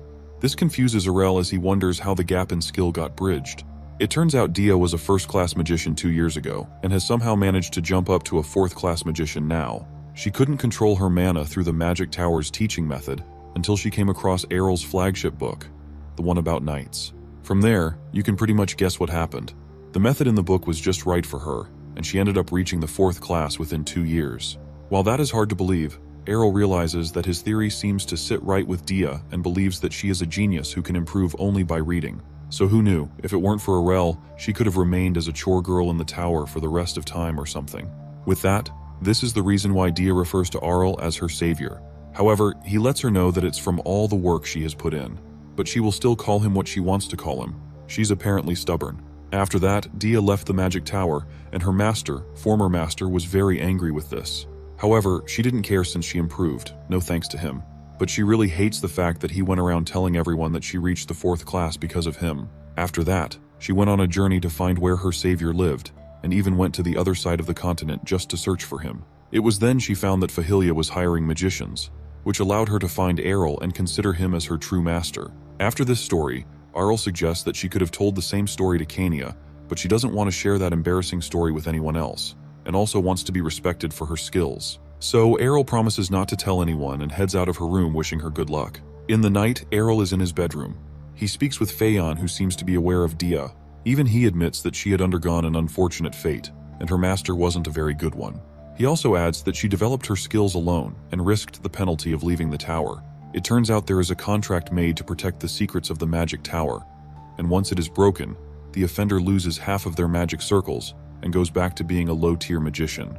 Finally, Auril learns how strict the magic tower can be, so he thanks him and turns off his device. He places it aside and thinks about all the risks Dia took just so she can meet with him, so he decides to step in to see how he can help. The next day, Kania and Dia face off with each other. Auril had to tag along, but he never expected Kania to be so serious about this. She challenges Dia to a duel, and looking at the two fighters, Auril already knows that this is a pretty unfair battle. He tries to stop them, but Dia insists since the only way Kania will accept her is through a battle. Kania, on the other hand, doesn't get why she is so loyal to Auril, so she wants to find out on her own terms. Auril sees that the situation is going out of hand, and wonders why his two guards aren't stopping them. But what does he want them to do? Even they can't stop it. So Auril wonders what he can do until he notices something in the bushes nearby. The battle is about to start. With all the aura and mana flying around, Dia begins to float. She gets ready to cast a spell, but Auril notices that she isn't using an attack spell. She uses her spell to expose an intruder while Kania tosses her sword sheath at them. Then the thing explodes after gathering some aura in it and turning it into a grenade. After that, Kania and Dia approach the intruder and find out that it's Dia's master from the magic tower. Now they've found the mysterious intruder who has been around Auril's palace. He claims to not be anyone suspicious, so he presents his identification papers. He reveals that he came to bring Dia to the magic tower, and is angry about the situation she has just put him in. However, she doesn't have any plans of returning with him. All he did was just assign her to do some odd chores and starved her when he got the chance. Even with that, he still demands that she has to return since the Grandmaster has been disturbing him non-stop about it. Auril jumps in and figures that he's actually being pressured to raise another apprentice that is as good as Dia, and that is going pretty well so far. Just as Auril points out the man's lack of skill and incompetence, he grabs Dia by her hand and drags her away. He mentions that he is going to file a complaint about Auril's insolence, and adds that Dia will be punished for leaving the tower without permission. Fortunately, Auril breaks his grip and mentions the fact that Dia signed a contract to be his personal magician. Plus, he also got permission from the magic tower. The man tries to tell him about the rules, but Auril lets the loud person know that he made an official request, and the magic tower has permitted Dia to remain as his personal magician. Now that everything has been resolved, it's now time for him to leave. However, he refuses to leave without a fight, especially with how hard it is to get to the current location. He throws a few magic balls to the ground and creates several golems. He is determined to bring Dia back, so he orders his minions to attack. He believes that if he brings Dia back and trains her, the magic tower will probably defend him. So he can't afford to lose. The man has probably picked a wrong fight, so Errol tells everyone to fight back. Kania goes to do what she was born for, along with the other guards. Seeing that he would be bold enough to attack, Errol thought he would be at least a Class 7 mage, but he was only at a disappointing Class 5. The man attempts to use one of his golems to take Errol as a hostage, but that's obviously a bad idea. Dia fries the golem to a crisp with a lightning bolt spell and uses a wind spell on the remaining minions and the wizard. Errol figures that it's time to finish everything. But before that can happen, the wizard uses an emergency escape teleportation scroll to run away. Asha insists on chasing him, but Errol tells her not to worry and mentions that he will file a complaint with the magic tower. Dia apologizes for the situation her personal issue has caused, but it's not a problem, and Errol mentions that she is officially cleared from suspicion. She wonders what he means by that. So Errol explains that he already knew about her master's presence. She wanted to see if she would confront him, which would prove her loyalty to him. She did exactly that, defeated her master, and surely no one will have any other complaints about her. Meanwhile, at a different location, Dia's master is breathing heavily after a narrow escape. He still has his mind bent on bringing her back to the magic tower. His monologue is cut short when a mysterious figure on a tree approaches him. Of course, he wants to know who the person is, but instead, the figure roasts him with a fire spell. It turns out this mystery person is Errol, who wanted to use the guy as magic practice for the spells he learned. He figures that killing him was better than letting him receive some official punishment. Either way, he still can't let him live for Dia's sake. After that, he decides to head back before anyone notices that he is missing. Moving on, Errol is working as usual and Dia assists him by handing him a book. He catches the book and tells her that she doesn't need to assist him with magic anymore, even though he permitted her. After that suspicion incident, Errol stopped relying so much on Dia, probably because Kania warned her about supporting his laziness. She asks if Errol is still fine with her being his personal magician. The incident wasn't her fault, so he is still fine with it. With that said, she commends how merciful Errol is, and decides to reflect on her actions like worrying over something like that. Of course, her level of loyalty still makes Errol very uncomfortable. He also asks what would happen if he let her down. However, she still considers him her savior no matter what. With that response, Errol now has a magician who is incredibly loyal to him and is fascinated by all the people you can meet in life. It's a brand new day. It's peaceful. Birds are chirping, flowers are blooming, and Errol is enjoying every moment of it, until he causes all forms of chaos with his magic in the name of practice. And there goes the peace I was talking about a moment ago. Errol has become a Class 6 magician already, all in 1 month. By the way, all the chaos he caused was at the edge of his territory, and is the perfect place for doing any secret activities since no one comes there. But one thing that would have made things better for Errol's practice is monsters, but it's honestly a good thing they aren't there. With all that out of the way, Errol finally figures it's the perfect time to make his move. Errol recalls the time he first saw Queen Elia as a baby, and even from that time, she already hated him from the way she stared at him. He planned to overlook it, but she kept targeting him using politics, and was even hostile to him in front of his mother. So, using his magic, he levitates over to Queen Elia's domain since he is fed up with her antics. He finds an alarm barrier surrounding the building which allows certain mana wavelengths to pass through, but Errol passes through it because he's just that good. Luckily, the guards aren't aware of his breaking in. He looks at Elia's parents' home and mentions how it is larger than his. But too bad, because he creates a massive fireball and is ready to wreck the entire thing. The fireball explodes and fire begins to rain down on the area. Meanwhile, the residents of the building notice this, all confused and stuff, trying to evacuate the building to safety. But they are unaware that this is all Errol's doing since he is using an invisibility and sound muting spell to hide himself. A bit overpowered if you ask me. But moving on, Errol sees the vassal of the Duke family of Fresh, so he decides to make life a little hard for him by implanting a special curse in him that will give him flu-like symptoms, or probably COVID, and that will preempt him from taking action after the invasion. Errol is planning to take back a few souvenirs with him, since it took some effort to get there. He approaches a door, crushes the lock to the door, and reveals what's inside. Looking in, Errol has literally struck gold since it's the treasury. He plans to take everything with him through teleportation and leave a little note as a collectible. Much later, some of the residents escape the building, but they find a letter and already know that it's from the culprit. When they take a look at it, they find Errol's handwork, but they do not know who left the message. After the act, the first person to receive the news was Elia. All the life drained from her after she found out what happened, and she drops to the floor. Luckily, there were no casualties after the incident, only a few minor injuries. Even with that, the question remains about who would do such an act. The king also learns about this and orders that the culprit should be found. Looking at the attack, it is believed to be caused by a Class 6 magician, or a group of magicians, or could even be black magicians like the incident with Kania. Someone interrupts the meeting to inform that the nobles of the Frach family are all ill after the fire incident. Later, Elia finds out that the source of her family's pride, the enormous wealth they had, has all been stolen. She orders her maid to find out who committed such a crime at all costs, but also remains careful since she can also be the next target as well. Back at Fahilia, Asha learns about the situation. She reports that the Frach family's status has fallen, plus no one can help them because they are all afraid that they'll be targets of the next terrorist attack. She discusses everything that happened with Kania, but still, they won't come to ruin since they are a greater noble family. But they still received a heavy blow. Then there's the main culprit who agrees that they should be careful since a terrorist attack will not be nice. He then volunteers to send a donation to the Frach family, probably out of the stolen treasure, as a sign of support to them. At Fahilia, the manor house is working perfectly and crops are beginning to grow. Even with a place like Fahilia, no one expected to gather anything. Plus the harvest is twice as big compared to before. This is all thanks to the magicians who have been pulling all-nighters to make sure the tools are just right. Now, Errol takes a look at the manor house and how peaceful everything is at the moment. With House Frash out of the picture and the territory stable, he wishes it would remain this peaceful. Now in the past, around 50 years ago, 3 countries came to power after a great war, and they became known as the 3 Great Nations. But among the 3 was the Kingdom of Domanial, which was weaker than the Kingdom of Ernesia and the Mirman Empire, but it managed to gain its position by taking advantage of the war. Speaking of the Kingdom of Domanial, they are going through a bit of trouble. The king, he's in Lugia Lutanea, discovers the documents containing evidence about the products being smuggled from the Kingdom of Ernesia, and he is definitely not chill about it. He is worried about the future of the kingdom, but his right-hand man, Elgazan, tries to calm him down. With the way things are going, the economic crisis of the kingdom will be too great to overcome in the next 5 years, and obviously, that is not a good thing. Previously, the difference in wealth between the 3 great nations wasn't so bad, but that all changed when a certain child came in and casually caused an economic imbalance.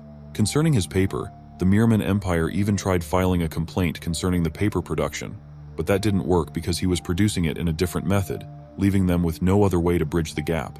Elgazan suggests using force, but they are up against the Ernesia, which is pretty much like the Fire Nation of the world.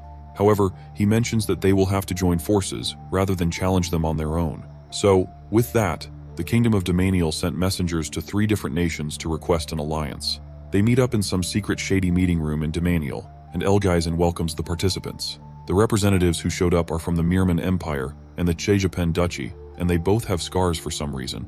But anyway, it turns out the other place with the name I won't bother with saying again is a small territory, but with a high military reputation. Then there's the Holy Empire who didn't even bother to show up, but they probably want to watch Ernesia burn just as much as them, so they will not snitch on the meeting. Of course, the meeting begins, and they discuss the fact that they have to stop Ernesia because of the shift in economic power.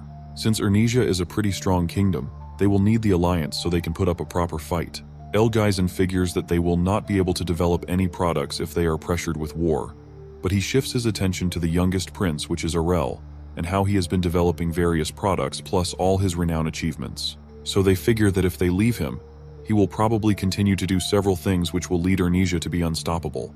So the main objectives are to either deal some significant damage to the kingdom or kill Errol. The 2 representatives agree with the plan and have even wanted to go to war from the very start, and now things have gotten moving between them. Back at Ernesia, the king learns about the meeting between the 3 nations and is sure that something is going on. So he decides to make preparations since the oncoming war will be much worse than the previous one, and orders that each territory should be notified about it. Errol gets this notice back at Fahilia and begins to wonder if he went too far even when he restrained himself. Daya asks if anything has happened since he usually enjoys his strolls. He mentions that he has to meet with Kania since something troublesome has happened, and they will have to be fully prepared. So in summary, Ernesia makes money, Domanial doesn't like it. So Domanial starts alliance. They don't like each other but want to defeat Ernesia. End of meeting. With how everything played out, they are probably treating Arel like some kind of a villain. Kania learns of the upcoming war and the alliance between the Mirman Empire and the other 2 kingdoms. It was understandable if it was between the Mirman Empire since they aren't on good terms, but doesn't understand the case with the other 2 kingdoms since she thought Ernesia was chill with them. So she suggests a classic Kania move to attack them first. For once, Errol agrees with this idea, but it would be difficult to find any evidence since the meeting happened in secret. After all, there's no way they would leave any evidence after the super obvious secret meeting, and they are pretty much lucky to find out about it. Errol already knew that it would come to the war, but he never expected it to come around so soon. From all the past lives he's been in, he thinks about how humans always have to resort to war, and finds the reason for the current war to be ridiculous. Of course, he believes that war isn't the answer to every problem. Kania brings him out of his thoughts since nothing has been confirmed yet. He then suggests that Kania should return to the royal palace. It turns out the king sent him a letter to express his concern and stop her from going into battle. But Errol could head to the front line for all he cared. Errol mentions that this is a viable option since her status as a princess could benefit her more than her status as a knight. But Kania refuses to head back without a thought. Errol tries to warn her that she could end up on the battlefield if things end up wrong, but she is more than okay with that. Besides, she pledged to keep her younger brother safe and doesn't want to flee to safety just because she is a princess. She believes that being royalty is more of a reason not to run away. Seeing her resolve, even Errol has noted how his beloved sister has grown up and decides to let the king know about her decision since it's pretty much impossible to stop Kania. In the recreation room of Arl's castle, Sena discusses the upcoming war with Asha and Dia. It turns out Sena has been to war twice, but is sure that the current one will be much more serious than those ones. She suggests that Asha should visit her hometown to see her brother since he started studying at the academy. While that sounds like a good idea, Asha decides to stay back since anything can happen at any time. She also adds the fact that Sena has been pushing back her holidays to stay as well. Seeing that they can't go anywhere, they just decide to have all the fun they can have while they still can. At Errol's quarters, he makes plans for the war. He believes that it could happen within a year. Even with his experience from several reincarnations, he isn't sure about how the war will turn out. He also plans to intervene if it comes to the worst-case scenario, but that would mean him abandoning his peaceful life, which is his main priority. To survive the war, he decides to do a military buildup to prevent the opponents from breaking in. Errol rushes over to meet Aiken, who would have almost scored an early headshot with his hammer on Errol. He mentions that the facilities in the location are pretty good, but the other blacksmiths are pretty hopeless to him. They worked for 2 days without sleep, and they all collapsed. Aiken is upset about this, but of course, normal people would die after working like that. But anyway, Aiken has received the documents to make Damascus steel, and is shocked that it could be made with such materials. However, the process will not be easy since he has to be precise about it. To the main point, RL asks for some weapons to be made, and Aiken agrees to it. When he asks how many he would need, Errol goes over to whisper, which makes even Aiken to be shocked. Then he makes a getaway since Aiken is out to hunt him now. It turns out Errol wanted him to make 20,000 pieces of armor, and he is definitely not chill with that. On the other hand, Errol figures that he better watch his back if he keeps doing this. Next, he goes to meet Ian, the slave dealer, who is now dripped out from all the cash he's been receiving. He welcomes the top customer as always, and they head straight to business since it's an urgent meeting. This time, Ian will be receiving the order of a lifetime, and he's even contacted every possible merchant before the meeting. Errol raises his hand and requests for 50,000 slaves, which is 10 times the last order, and you can expect that even Ian never expected this amount. Ian couldn't believe it. He finds himself repeating the enormous number just to see if our prince is kidding or not, but our boy responds by asking him if they were too much. That's when the slave trader sees that the prince is truly standing on business here. He tells him that the truth is that there's been an increase in nobles looking for slaves, and they've been asking for about 2,000 to 3,000 people, saying they all intend to use them as troops. But 50,000 people? What in the world is he doing with 50,000 people? He asks him if he intends to use all of them for the same purpose. The prince tells him not at all, as like before, that number includes the slaves and their family members. But he tells the slave boy that his speculation isn't too far off the mark. The slave trader dude starts smiling hard at this cash cow opportunity, for sure hoping to be more dripped out after that, and our boy obviously sees that. He said to himself that it makes sense since it's not hard for a merchant to notice the signs of approaching war. He'll definitely ask for more than the market price for the next clients. Our boy tells him that he expects him to keep this to himself, and the slave trader agrees, telling him that confidentiality is a basic part of business. He asks our prince if he would like him to send the slaves to his territory. The prince asks how long it would take to gather 50,000 people, and the slave trader dude responds, saying around 5 days. How the hell does he even have that amount of slaves in the first place? The prince tells him that he'd come for them himself in 5 days, and Ian asks him if he's really sure he wants to do that as it might be cumbersome. The prince tells him that it's fine and quickly makes his way out of there. Standing behind the closed doors, he says to himself that he has a mountain of preparations to do when he gets back home, and his lazy ass doesn't want to do any of that. He figures he'll use this as an excuse to be lazy for the next 5 days. His perfectly justified life of sweet idleness awaits. Later on, Aurel meets Kania. She's surprised at the news that they can't go back home for the next 5 days. She asks him if he's sure that's alright as everyone is busy. Our prince cheekily calls her an innocent child and tells her that lazing around when you're busy is much more sweeter than lazing around when you're free. But Kania insists they should ask to see if they could just head home. Our boy asks her if she wants to look around the capital. She paused for a bit and lands in a flashback. Because of her position as princess and the attack from the dark sect, Kania had to spend most of her days inside of the royal palace. She'd be super serious about the outside world, and definitely wouldn't be able to resist this offer. So she concedes and asks the prince if they're going sightseeing. Errol tells her yes, and he already delegated all the important tasks to others, so they can afford to stay here for a while. And besides, she doesn't even have anything to do when she gets back. She'd be the unemployed princess. She agrees and tells him that it's just this once, and Errol's mission of convincing Kania is a success. As they walk around the hustle and the bustle, Kania exclaims that their territory's village is really small compared to this metropolis. Errol tells her that it's because they live in a rural area. He reminds her to hold his hand so they don't get lost. They try out some delicious snacks, while Kania tries out delicious snacks. They check out the fountain, and Kania sees that it's smaller than the one they've got. Then Kania spots something and shows our ice cream prince some items that he had made a long time ago. She remembers seeing them before, and Aurel freaks out at the sight of the banner. He's super embarrassed at it, and that's when he realizes that that's one of their own shops. So he stylishly pushes Kania so they can go see some other less embarrassing stuff.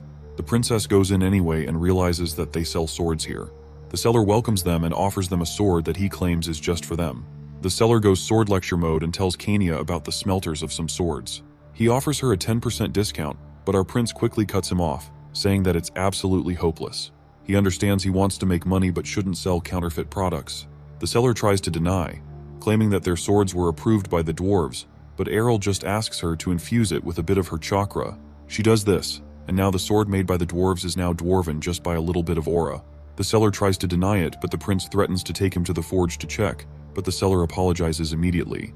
For the price of forgiveness, Errol takes a dagger for cheap, and after they leave, Errol tells the princess that the dagger is a true dwarven-made dagger, and he gives it to her as a gift. Kania is really happy with the gift, and this makes it boy very contented.